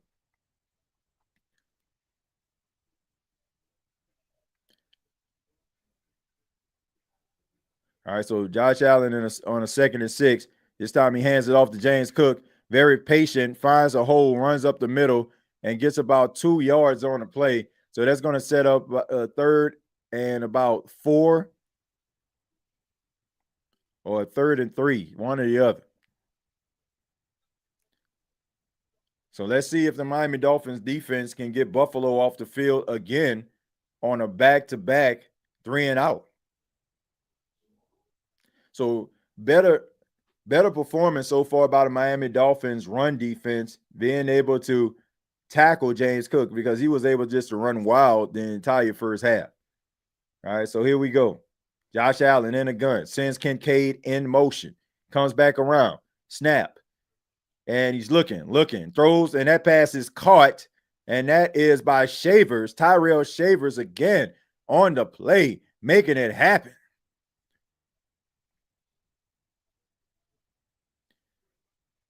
I mean, and you look at this play. I mean, look, really good play right there by Shavers. I mean, finds the soft spot in the defense. They're running zone here, and he's able just to find the soft spot in zone and just able to get that first down. Josh Allen able to find him.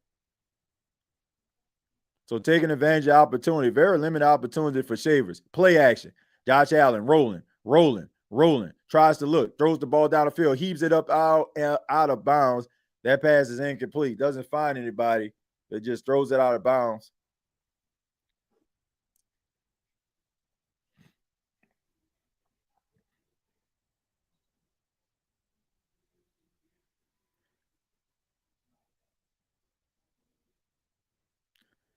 Man, he just out there like he be playing like park balls, like he be playing street ball, like just playing with your friends out there. Secure in motion. You got Josh Allen in a gun. All right, he's calling out the protection. He audibles and they snap. This time they send pressure. This time he tries to throw it to Keon Coleman. And Rasul Douglas is saying that, man, he kind of pushed off there, but Josh Allen tried to give it to him. Little back shoulder throw there, back shoulder action, but Rasul Douglas is right there. Really handsy right there. No illegal contact. It was before the 5 yards. And Keon Coleman just could not corral it. He just could not corral. All right, but that's one thing that Keon has to work on. For every good play that he makes, he is drop passes. He got to be able to be that reliable target that Josh needs him to be. All right, looking. He steps up in the pocket. He checks it down, and this time Johnson drops the ball. So back-to-back drops by the Buffalo Bills, man. So they're off the field again, and credit to the Miami Dolphins defense. This third quarter, they have been able to at least keep the Buffalo Bills in check as of right now. All right, so we see Malik Washington back there. Johnston is getting ready to punt, get the ball back to Miami, and Miami is now trying to find a way to try to tie this game up again. Really good high punt, could be returnable. Washington tries to get around the side, tries to get off the field. He spins, and he meets about 3 or 4 Buffalo Bills, and they bring him down to the ground. But able to get a few yards on the play.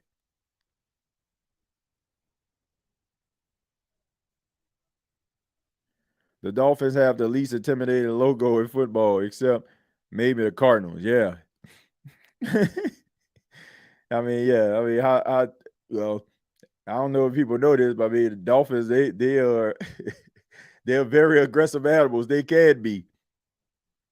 If I'm not mistaken, I think they said Dolphins are responsible for, I think, killing more humans than any other mammal, I guess. As crazy as that sounds. Them and ironically, hippos. Hippos are also another animal that responsible for killing a lot of and harming a lot of humans. All right, so A-Chain getting around the corner. I know they ain't got nothing to do with football, just small talk in between plays. Devon A-Chain was close to getting the first down on a play. He got about 8 or 9 yards. Low key, Miami giving us the blueprint. And it said, "Oh, hippos are mean." Yeah, hippos are mean, man, and they're very fast, man. A lot of people don't know that. Like hippos can run really fast, and they're extremely aggressive. All right, so 2nd and 1. Got Ollie Gordon in the backfield, and they're trying to creep up. And it's just a handoff, and Ollie Gordon able to get up the middle. Ollie Gordon fighting for extra yards, looking like baby Derrick Henry up the middle, and that's enough for the first down. And if you're a Miami Dolphin fan, you got to be excited about what you've seen from this young man tonight. And everybody know if you've been rocking with me for a minute, you know how I feel about Ollie Gordon, man. This is a guy that I hold in very high regard. I mean, he has really good speed, really good power. And I think he's going to be a really good running back for Miami. All right, so here we go. 1st and 10. Ollie Gordon again in the backfield. Wonder if they're going to hand it off to him again. And they will. This time, not so lucky. And Darrell Bernard is right there saying, "Hey, Rook, I see that you made a big play, but welcome to the NFL."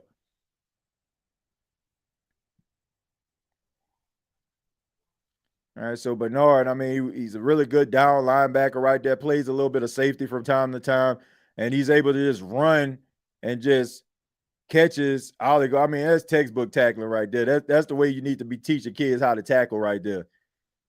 I mean, just wrap around them and just drive them to the turf, man. All right, so here we go. Play action. This pass is off to the tight end. I just can't believe this. And of course, when you pass to the tight end, it's not going to count. Flag on a play. So it's probably going to be an eligible receiver. I mean, eligible man downfield. Because that play took it feel like it took some time to develop. So it's probably going to be a little. Yep. When the plays take a little bit of time to develop, that's when them big boys end up getting lost out there.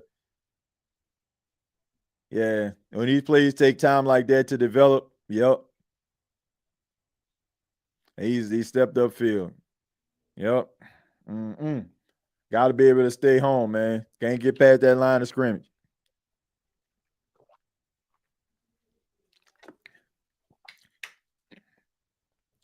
Second and 17 for the Miami Dolphins. Tua in the gun. All right, so he's looking, tracks it down. This pass off the A-Chain, and he gets wrapped up by Benford right away. 3rd down. So you have to wonder if this is going to be the last play of the 3rd quarter. Are they just going to let the time expire and then take this into the 4th quarter, which I'm pretty sure they will.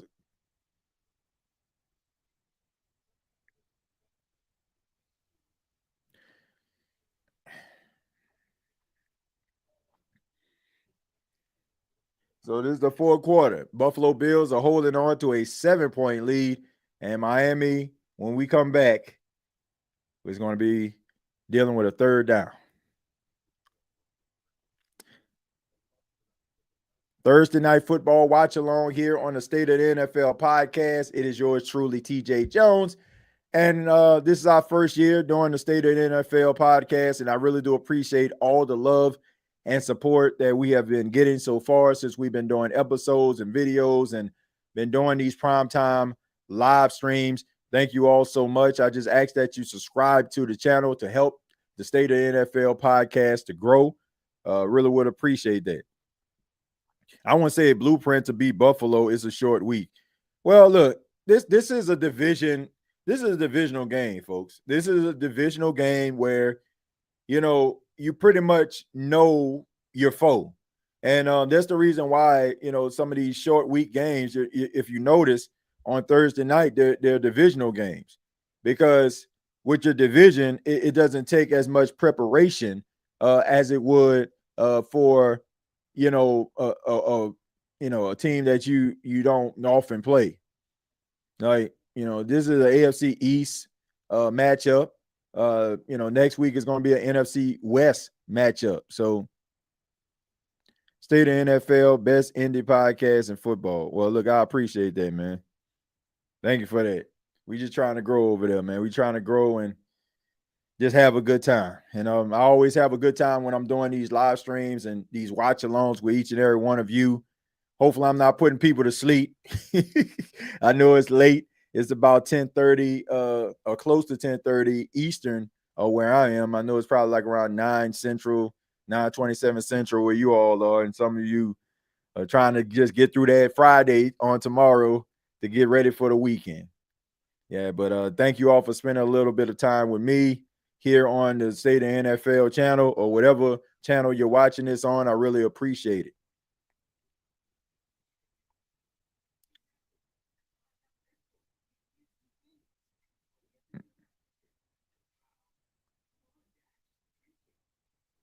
Red Bull gives you wings.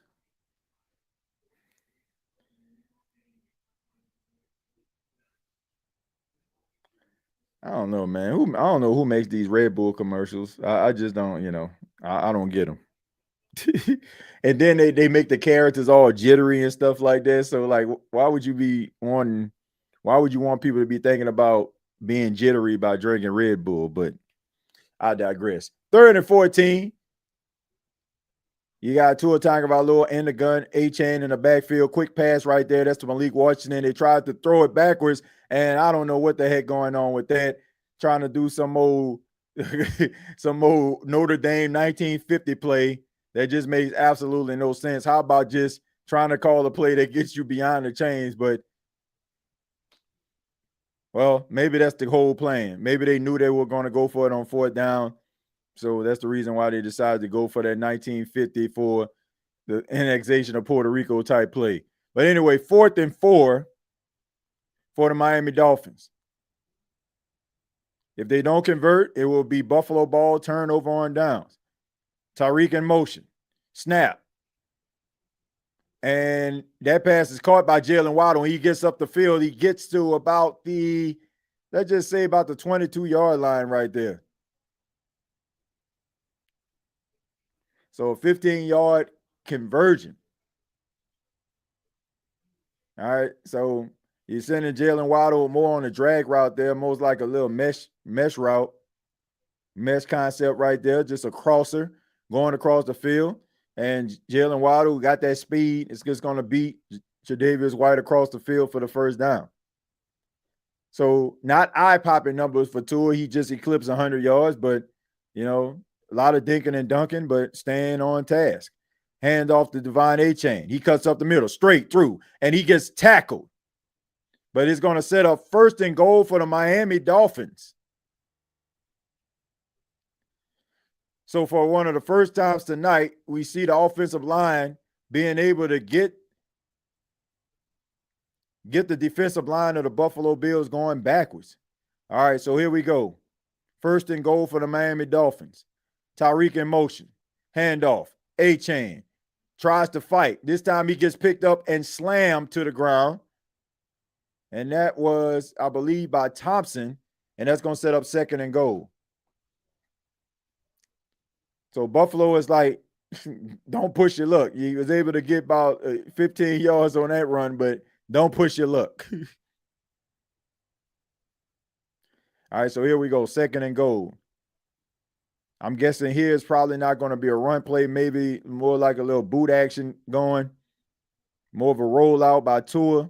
But let's see if I'm right about this. All right, so sending Hill in motion. Tried to snap the ball this time, and a little play action.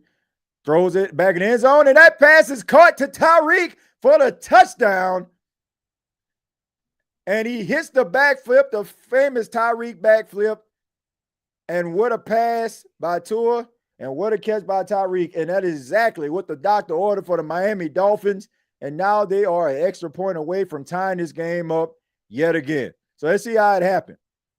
All right, so he was able to act like he was going to the inside, cuts to the outside, and Benford just could not keep up with him. And he's been trying to grab on to Tyreek all night, and they haven't called it. But this time he hasn't been able to find success. Snap, placement, kick on the way, and good.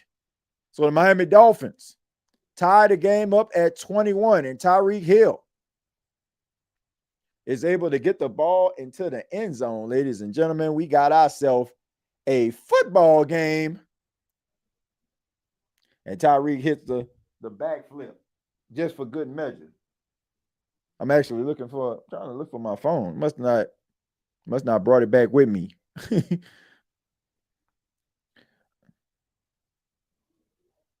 Say, you can't touch me. Nice, go Dolphins. Are the Colts a legit contender in your mind? Are the Colts a legit contender in my mind? Hell no. To the no, no, no. Hell to the no. Hell. Nah, I don't think. No, sir. I just think that, they find a little bit of luck right now. Danny Dimes is out there making plays, which I'm happy for him. Sometimes guys need a change of scenery, need that white noise to be eliminated, and, can play some much better football. But me personally, nah, I don't think they're going nowhere, man. The cheetah, you can't keep up with me. Nah, that guy is fast, man. Hey, hold on 1 second, ladies and gentlemen. Hold on 1 second.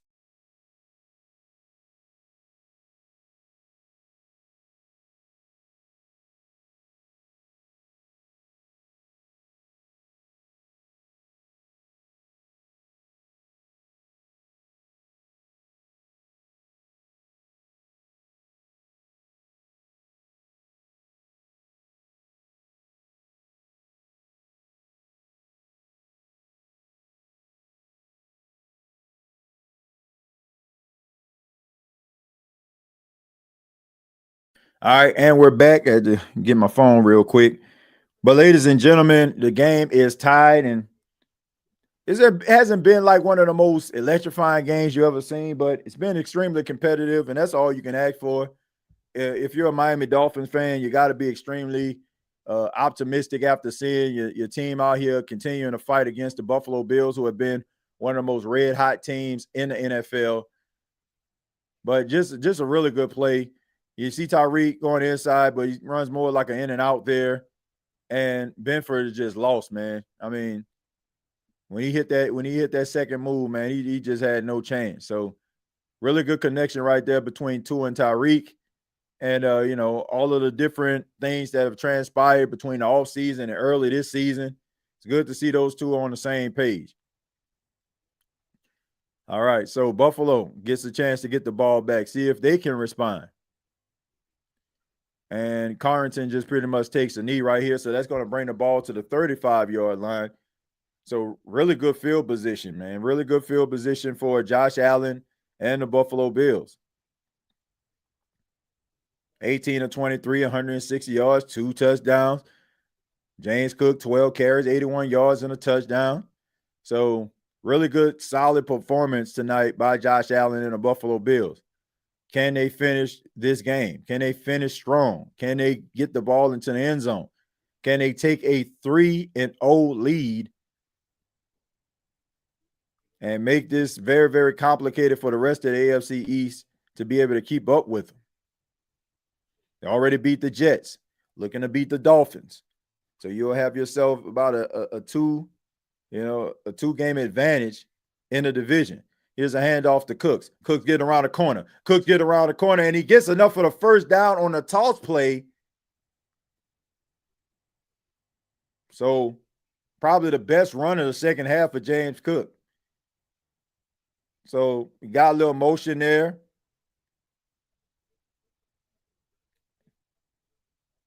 And Brooks has had a pretty awful night tonight, man. I mean, had the opportunity right there to be able to get James Cook on the ground in the backfield. He probably would have slipped and got about a yard, but he was able to get about 10 yards on that play. So here we go. Handoff to James Cook. Again, tries to cut up the field, but this time he is tackled and met by the defense. You got Phillips in there. You got more defenders getting them down to the ground.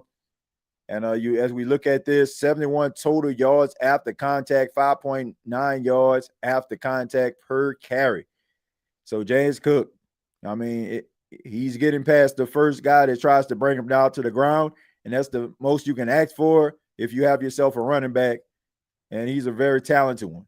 2nd and 10 for the Buffalo Bills. They send Palmer in motion, who I don't feel like has a target tonight, and that pass is caught by James Cook, and they're probably going to give him forward progress. He's tackled by Dotson, and this is going to bring up a 3rd down. So let's see if Miami can get the Buffalo Bills off the field again. And if you get them off the field, then now we're talking about you taking a lead late in a 4th quarter and pretty much putting the pressure on the Buffalo Bills.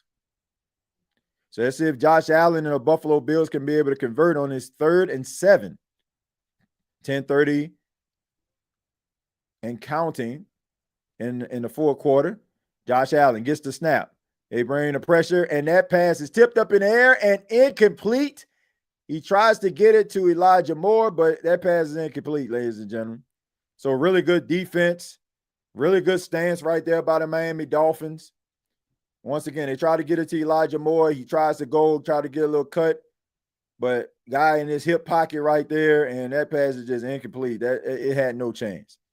It had no chance. All right, so Josh Allen, which look, I can understand that he definitely feels like they should have been a flag, but and these referees have been letting them play tonight. I can tell you that. All right, so Buffalo punting again. Johnston gets the punt off, and it bounced, but there's a flag on the play. I'm wondering if it's going to be roughing the kicker, but that's really good coverage right there by the special teams, Franklin. But you got to ask, is this running into the kicker or if this roughing the kicker? So the referees are trying to consult and try to talk about it and trying to see what it is, if it's going to be roughing or running into the kicker. And it's a personal foul. So guess what, ladies and gentlemen? More self-inflicted wounds.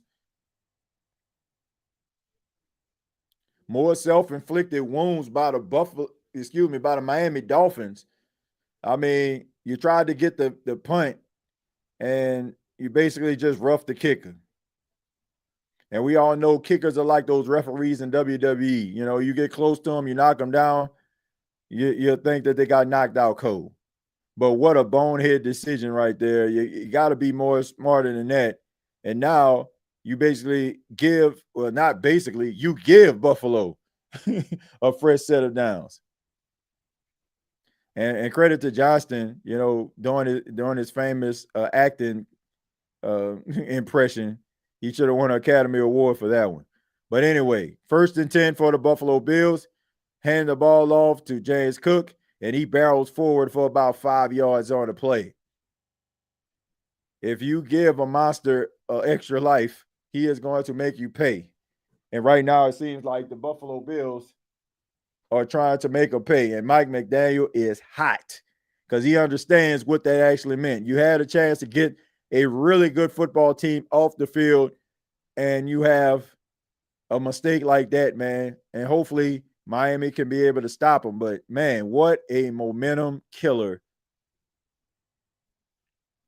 Palmer in motion again. And here's a toss play. James Cook tries to get around the corner, trips forward, gets about a yard or 2 on the play. All right, so this is going to bring up 3rd down. Can the Miami Dolphins defense make right what went wrong? Or will the Buffalo Bills convert on 3rd down? And that run right there puts James Cook over 100 yards for the night, 16 carries for 101 yards.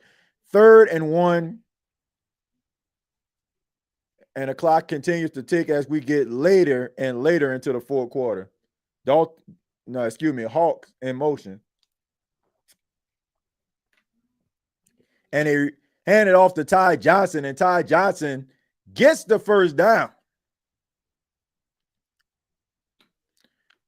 That's the Josh Allen effect, ladies and gentlemen. And I'll tell you why. And I'm pretty sure they're going to show you the replay. Everybody is thinking this is a short yardage situation. You got yourself a big-bodied quarterback, 6'5", 240. Maybe he'll lean forward, but instead they hand it off to Ty Johnson, and he gets the first down. So that's just the respect level of Josh Allen and his ability to be able to scramble and being such a huge quarterback, 6'5", 240. All right, sends Ray Davis in motion. Allen finally passes it to Jordan Palmer tonight. All he's been doing all night has been getting cardio, but finally gets his hand on a pass. I'm pretty sure he's extremely excited about that. Seems like every play he's going in motion and not getting any targets. So right now, what they're trying to do, I'm talking Buffalo, is just stay ahead of the chains. They're just trying to stay ahead of the chains, man.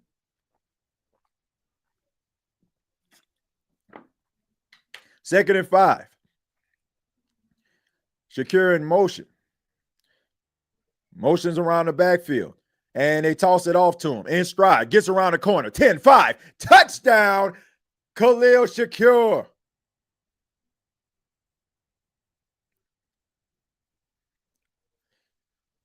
What a play, ladies and gentlemen. What a freaking play.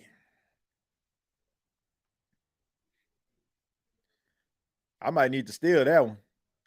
All right, so we got Shakir run all the way across the formation, goes around, and they just toss the ball to him, and he just runs up the field. Man, I might need to steal that, ladies and gentlemen. I might need to steal that. All right, so he get around the corner and runs up the field and in for the touchdown. Man, that's a really good play right there. I might need to jack that one, folks, and run that offensive play. And all that stemmed from the roughing the kicker. And all you have to do is worry about one block.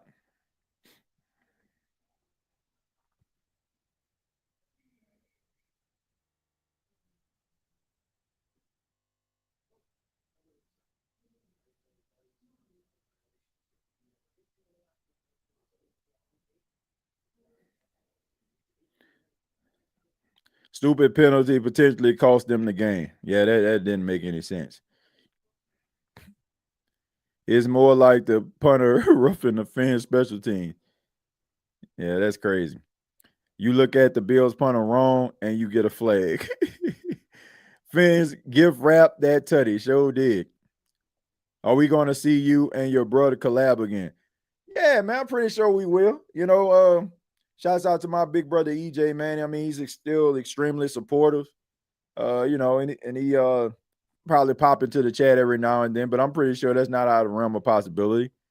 And I'm pretty sure I can see plenty of shows in the future when my older brother will be on the show, man. I'm pretty sure of that. Dang, imagine if the Saints randomly beat the Bills. Super unlikely, but just imagine they do that and go 5-12 or something. Typical Saints thing to do. I mean, play it like a Super Bowl. Why not? I ain't seen a wrestling podcast in a minute. Yeah, man, I had to put the wrestling podcast on hold, man. I had to put number one is just football season, Josh. And you know, WWE Raw comes on around the same time Monday Night Football does. So had to make a tough decision. Man. But had to put the wrestling podcast on hold because of football season. But still watch wrestling, man. Still check it out. You know, looking forward to WrestlePalooza this weekend. And but yeah, it's a lot of content, Josh, you know, between doing the state of NFL, state of the Saints, NFC South Roundtable, Bleacher Report. Like, so, you know, kind of stretched a little thin here right now.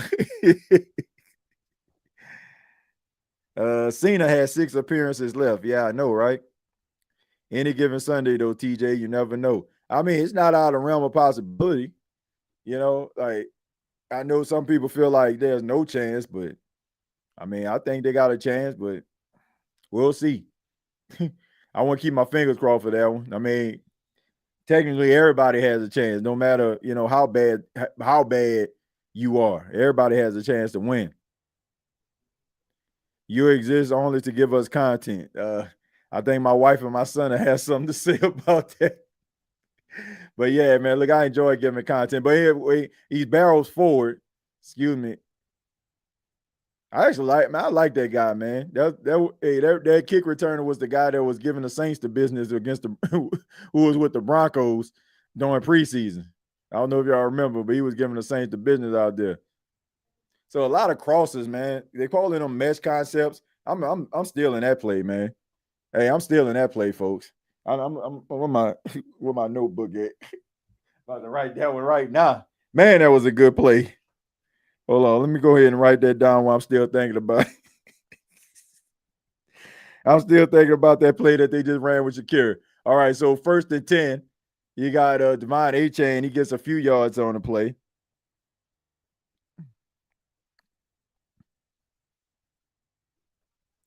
All right, so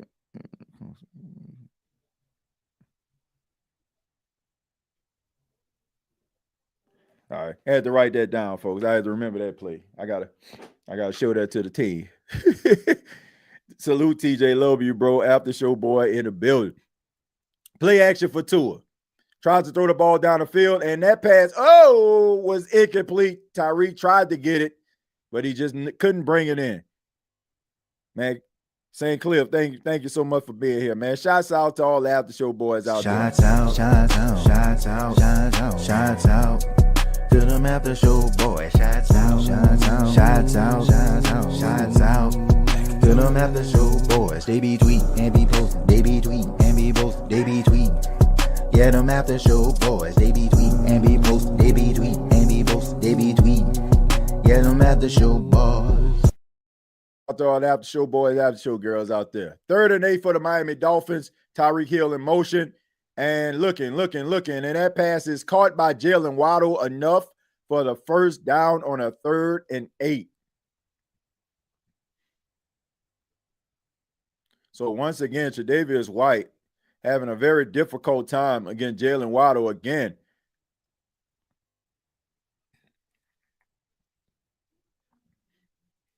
So having a rough time right now, Tre'Davious White on Jalen Waddle, but that's a lot of speed right there. A lot of speed. The former Alabama Crimson Tide on the 1st and 10. Ingold in motion. Hands it off to Achane. He's a lead blocker. Tries to get around the corner. Gets a few yards on the play. So right now, you get out of bounds. 5:53 and counting in the 4th quarter. 2nd down for the Miami Dolphins. Tua Tagovailoa and the Dolphins are trying to get back into the end zone to try to tie this game up for the 3rd time tonight.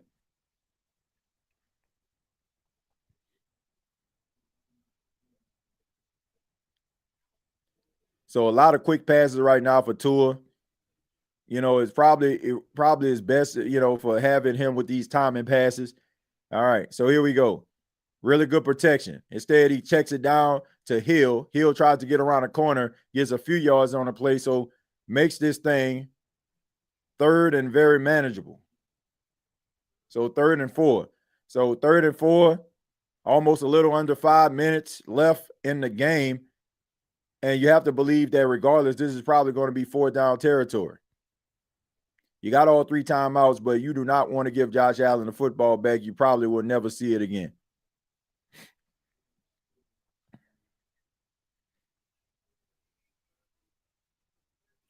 All right, so here we go. Tua decides to call the timeout. He wants to make sure that they have the right play. He understands the magnitude of this play and this game. Chosen, what's good? How you doing, man? Appreciate you for being here. Shouts out to my guy Chosen, man. Did you hear what 49ers DC said about Spencer Rattler? Yeah, Felipe, I heard him, man. I heard what he said, man. And that's high praise for a guy that is a well-respected defensive mind like Robert Saleh. So for him to say something like that about Spencer Rattler, that has to boost the confidence of Spencer Rattler. And also it probably would, help Saints fans to get his man a damn chance, for God's sakes.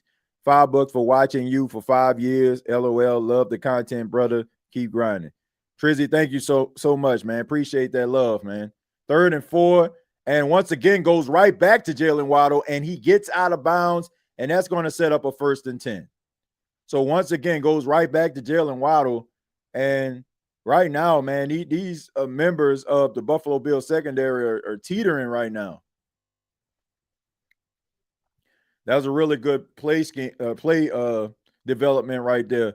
You had Jalen Waddle and Tyreek Hill on the same side. That's a lot of speed, man. So it's almost one of those situations where you're telling the defense to pick your poison, who you're going to go after. All right, so anyway, 1st and 10. Ollie Gordon in the backfield. Hand the ball off to Gordon. Gordon gets up the field, barrels forward for about 2 or 3 yards on the play. So that's going to bring up 2nd down. So you're leaning forward. You got your timeouts. The clock continues to tick. The more time taken off the clock, the less time Josh Allen has to try to drive the dagger through your heart if you're able to score a touchdown here. So you're looking at your playmakers if you're Tua. You're looking at Tyreek. You're looking at Jalen Waddle. You're looking at one of these guys to be able to step up and make a play.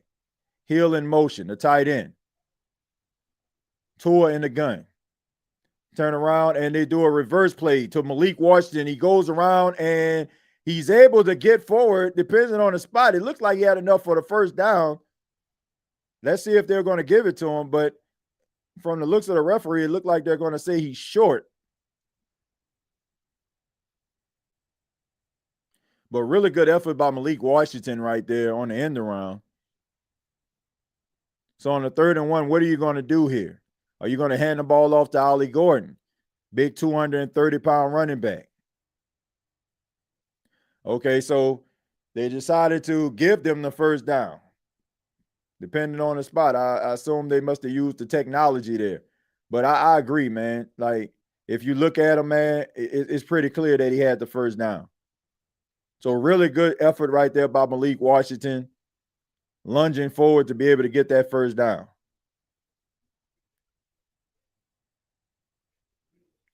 So a little bit of a change to the offense. At first they had Ollie Gordon in, but on that 3rd and 1, but now it's a new set of downs, and in comes a chain. All right, so here's the snap. Looking. Tua, and it's picked off by Bernard, and he's running down the sidelines, and unbelievable.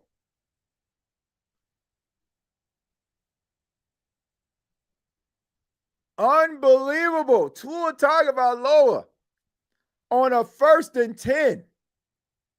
Gift wraps a possible victory for the Buffalo Bills. Unbelievable. What in the world? We got to go back to that. Who in the hell was there? Tua Tagovailoa looking, staring. First off, that's his biggest mistake. He's staring down the defender, trying to get the ball to Jalen Waddle. Bernard's looking him in his eyes and jumps right in front of the pass and is intercepted. I don't know what the heck that was, but man, it couldn't have come at a worse time. Man, it could not have come at a worse time. I don't know what the heck that was. Maybe y'all can help me. What was that? What was that? I mean, he looked this man in the eyes. Like, he looked him in the eyes like he was committed to him. And he just, like, can't stare down the receiver that long, man. Come on, bro. Come on, man. Why are you staring down the receiver that long? I mean, stared this man down. Shoot. The issue with Coach McDaniel, one, he don't run the ball, and he was sold on being a run-heavy guy. He gets the plays in way too late, overthink. First off, and I want to say this to Grandizer. He don't use the tight ends. Like, they do not use tight ends in Miami. Why? Like, why? Like, they got 2 tight ends. Most of them just used for blocking. Like, they do not use the tight ends. Like, let me go to the stats. Let me see how many times they utilize tight ends tonight. Julian Hill, 1 catch, 4 yards. Tanner Connor, 1 target. So a total of 2 targets for 4 yards for your tight ends. They do not use tight ends in Miami. So if you're like the type of person that plays like DraftKings or anything like that, like, and you have a Miami game, do not put the tight ends in the game because you'll be sadly disappointed. You would be sadly disappointed. They probably saw something they liked, a good matchup. Waddle burning his guy. He was, but I'm just saying, like, was it a miscommunication? Let me take a look at this. First off, he stared at. Look, what are you doing? He sat on the route.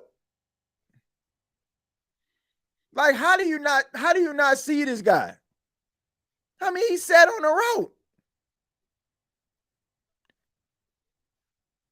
How do you not see this dude?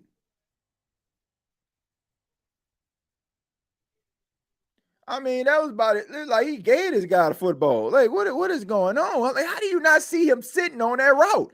Anyway, in around, Elijah Moore cuts, gets up the field. Elijah Moore making somebody miss, and he gets enough for the first down. Huge effort right there by Elijah Moore, but there, flag on the play. And he is upset because he's like, man, I mean, I broke some ankles on that one. Holding on the offense. Hold the phone. Holding on play. I mean, I'll be mad too, man, because like this was all Elijah Moore right here. Cuts back, two guys, spins them around, and just runs up the field. Like that was, I'll be mad too. TJ, they used the tight end last year. This year, no. Man, maybe they did, but man, since Mike McDaniel's come there, they have not really used the tight ends like that. Like when they had Jonnu Smith, so okay, he like a wide receiver / tight end, but I remember when they had what's the dude's name? Mike Gesicki and and had Schmidt, like, and they just didn't use the tight ends. They just didn't use them. So they probably used them last year, but man, I'm just not used to them using the tight end. And Tyreek Hill on the sidelines, looking dejected. All right, but I mean, look at the schedule. I mean, 0-2 Jets, 0-2 Panthers, 2-0 Chargers, and 0-2 Browns. Man, you can get yourself on a winning track. You can go look at that schedule 3-1, and you right back in the division.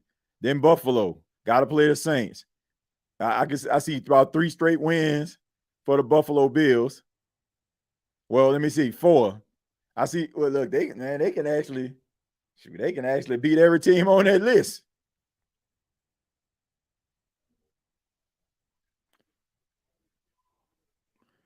All right. So 2nd and 16 for the Buffalo Bills. All right, so here we go. Josh Allen stepping up, throws it. That pass is caught. That's to Shavers. Shavers gets around the side, still fighting for extra yards. Elijah Moore.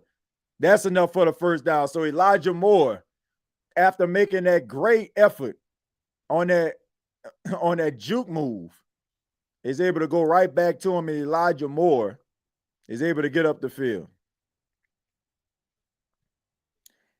Man, the Miami Dolphins picked the worst time to play some of their worst defense and just one of the most boneheaded passes I've ever seen from Tua Tagovailoa.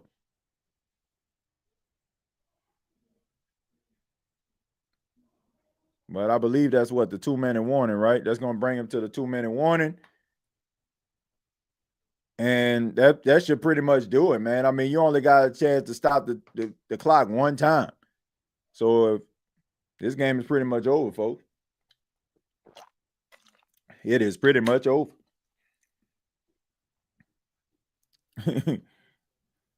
That man said Tua turn the ball over.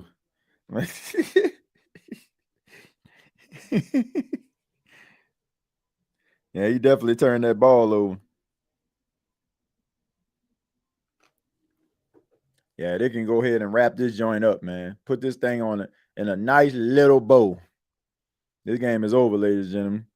Turn off the lights. The party's over. It's over, ladies and gentlemen. All they need is to be able to run maybe one play.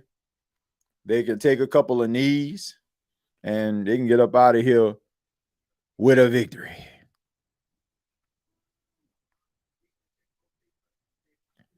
Looking at the University of Texas right there. Got, of course, Arch Manning, who has been struggling over the last couple of weeks. I want to see that movie, by the way, man. I want to see this movie.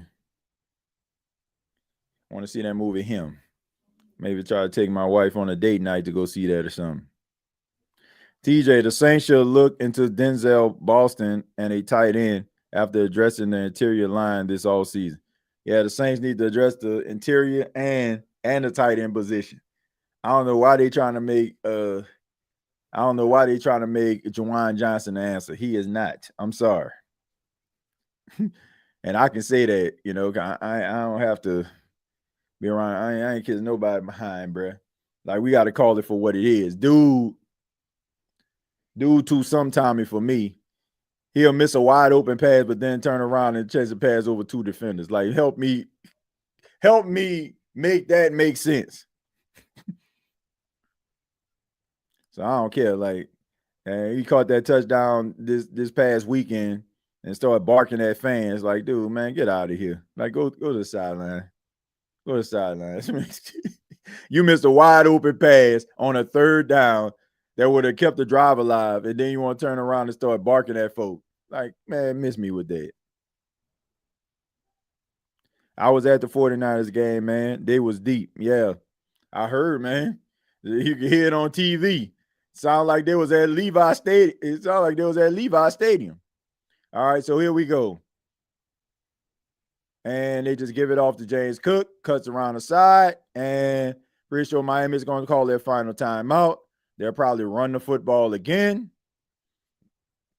And they have no other way to stop the clock. So you got to question that timeout that Tua called. I want to say it was like on a 3rd and 4. He called the timeout. So if he wouldn't have called that timeout, then you wouldn't have been able to stop the clock twice. And if they would have decided to try to run it, you still would have had some time, a little under a minute, to be able to try to drive down the field. But now you don't even have that.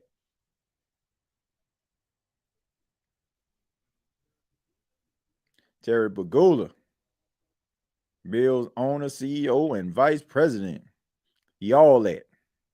And he has to be pretty proud of his team, who is about to go to 3-0 on the season. And looking like arguably the best team in football. All right, so I'm pretty sure. Let's see if they're going to keep it on the ground again. They do. James Cook tries to get around the side. He gets tackled, and there's no way to stop the clock. So the clock can continue to move. You're probably going to be carrying the ball, probably like a little bit over a minute left in the game by the time they snap this ball again. So probably about 1:10. But it all stems from this, like this mistake right here. This is what they're going to be watching, talking about in Miami tonight. The roughing the kicker penalty that kept Buffalo on the field that turned into a touchdown by Khalil Shakir. All right. So here we go. And you got Josh Allen getting around the corner. And he gets tackled. And that's going to bring up 4th down on the play. And now they're probably going to get the ball maybe like 30-some seconds on the clock. So they'll probably run it all the way down, call the timeout, and then punt. So that's going to leave about almost probably about 20-some odd seconds left on the clock if they call the timeout. All right, see what they're going to do.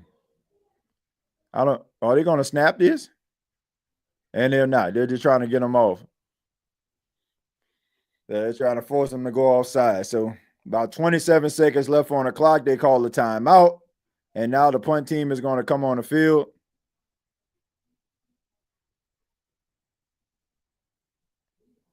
with 27 seconds on the clock.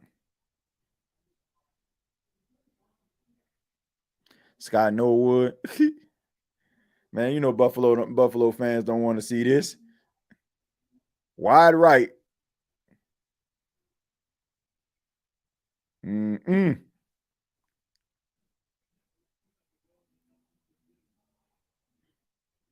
Man. Man, why they gonna do that, man? They ain't have they like this has been a great night for Buffalo. And they gonna show that play, man. Come on, man. 48-yard attempt for Matt Prater, the ageless one. Missed the field goal tonight, shanked it. Snap, placement, kick on the way. And this is good. So that right there pretty much you can call this game over. Matt Prater, 41 years old, back in the league again after Buffalo kicker goes on IR. Shanks one wide left earlier tonight, but comes through clutch. 48-yard field goal to push the lead out to 10. And you can see the face of Mike McDaniel, dejection. But we seen the schedule of the Miami Dolphins. They can get themselves back on the winning track. You got yourself a couple 0-2 teams that you're playing against, winless teams. Very winnable schedule down the stretch.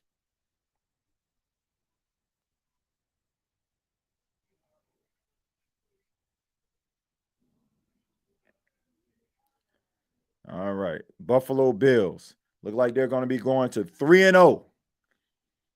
And it looks like the Miami Dolphins will end this game winless 0-3. Matt Prater ready to kick the ball off. Kicks it. And he takes the knee, and it's going to bring the ball to the 35-yard line. You got a couple shots to be able to maybe get the ball into the end zone, but trying to get 10 points in 22 seconds is very tough to do. Very tough. Teams that start 3-0, 15 total, 12 have made the playoffs.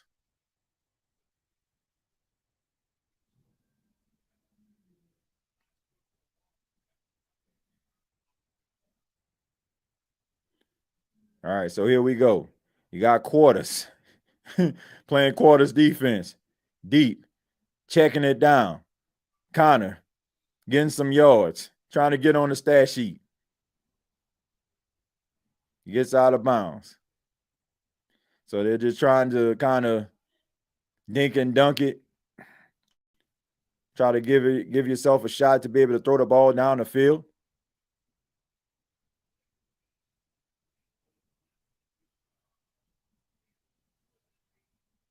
"16 seconds left on the clock." Like I said, quarters coverage, playing prevent. Tua Tagovailoa in the gun.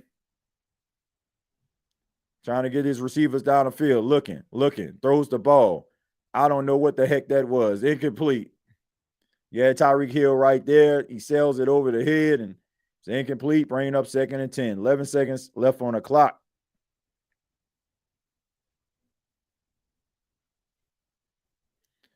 Miami really doesn't have anything to hang his head in shame about.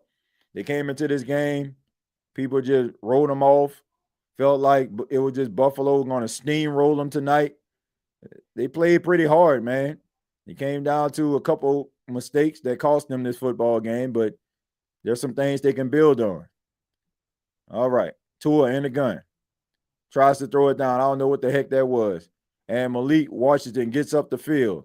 And 5 seconds, 4 seconds, 3 seconds, and that's going to pretty much do it. So the Buffalo Bills move to 3-0. They knock off their divisional rivals, the Miami Dolphins, 31-21. Buffalo has won 14 of the last 15 meetings and 10 straight at home.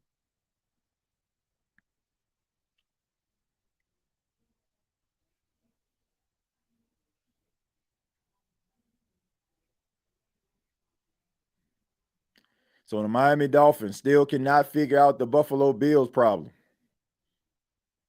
And Josh Allen and the Buffalo Bills looking like the best team in football.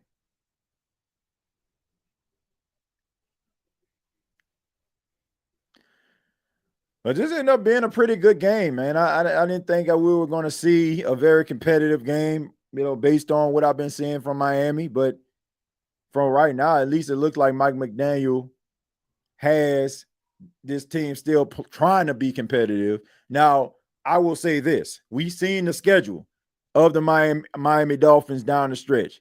If they can't win these football games, Mike McDaniel might not last the season. Next week, playing the Jets. Then you play the Carolina Panthers. Chargers, that's a tough one. And then you play the Browns. And you got the Falcons. Say that to say this, ladies and gentlemen. The Miami Dolphins better win these. They better go at least 3-1 in their next 4. A homeboy probably going to get the old heave-ho. All right?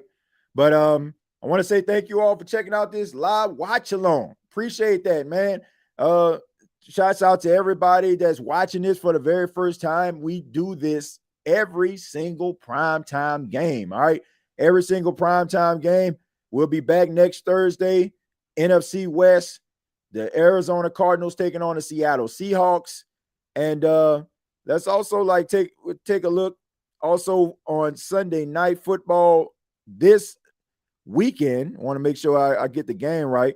We'll be back again for the Kansas City Chiefs traveling to the Meadowlands to take on the New York Football Giants. Both teams, who would have thought, are 0-2. The 0-2 Kansas City Chiefs versus the 0-2 New York Giants. In the words of Michael Buffer, somebody's old has got to go. Okay, somebody old has got to go. Will it be the Chiefs or will it be the Giants? But we'll be right here giving it to you all on another primetime edition of the State of the NFL podcast live watch along. All right. Really do appreciate all 205 of you that stuck around to the very end. Ask that you hit the like button, subscribe to the State of the NFL podcast channel, help that channel to grow. Also, you can check me out on my other podcast, the State of the Saints podcast, where I cover my hometown team, the New Orleans Saints. Also, the NFC South Roundtable every Tuesday night, 8 p.m. Eastern, 7 p.m. Central. Make sure you check it out. And, of course, I am live after every New Orleans Saints game on the Bleacher Report for post-game shows covering the black and gold. All right. Much love to you. Hope everybody has a good night. And until next time, I'll see you down the road.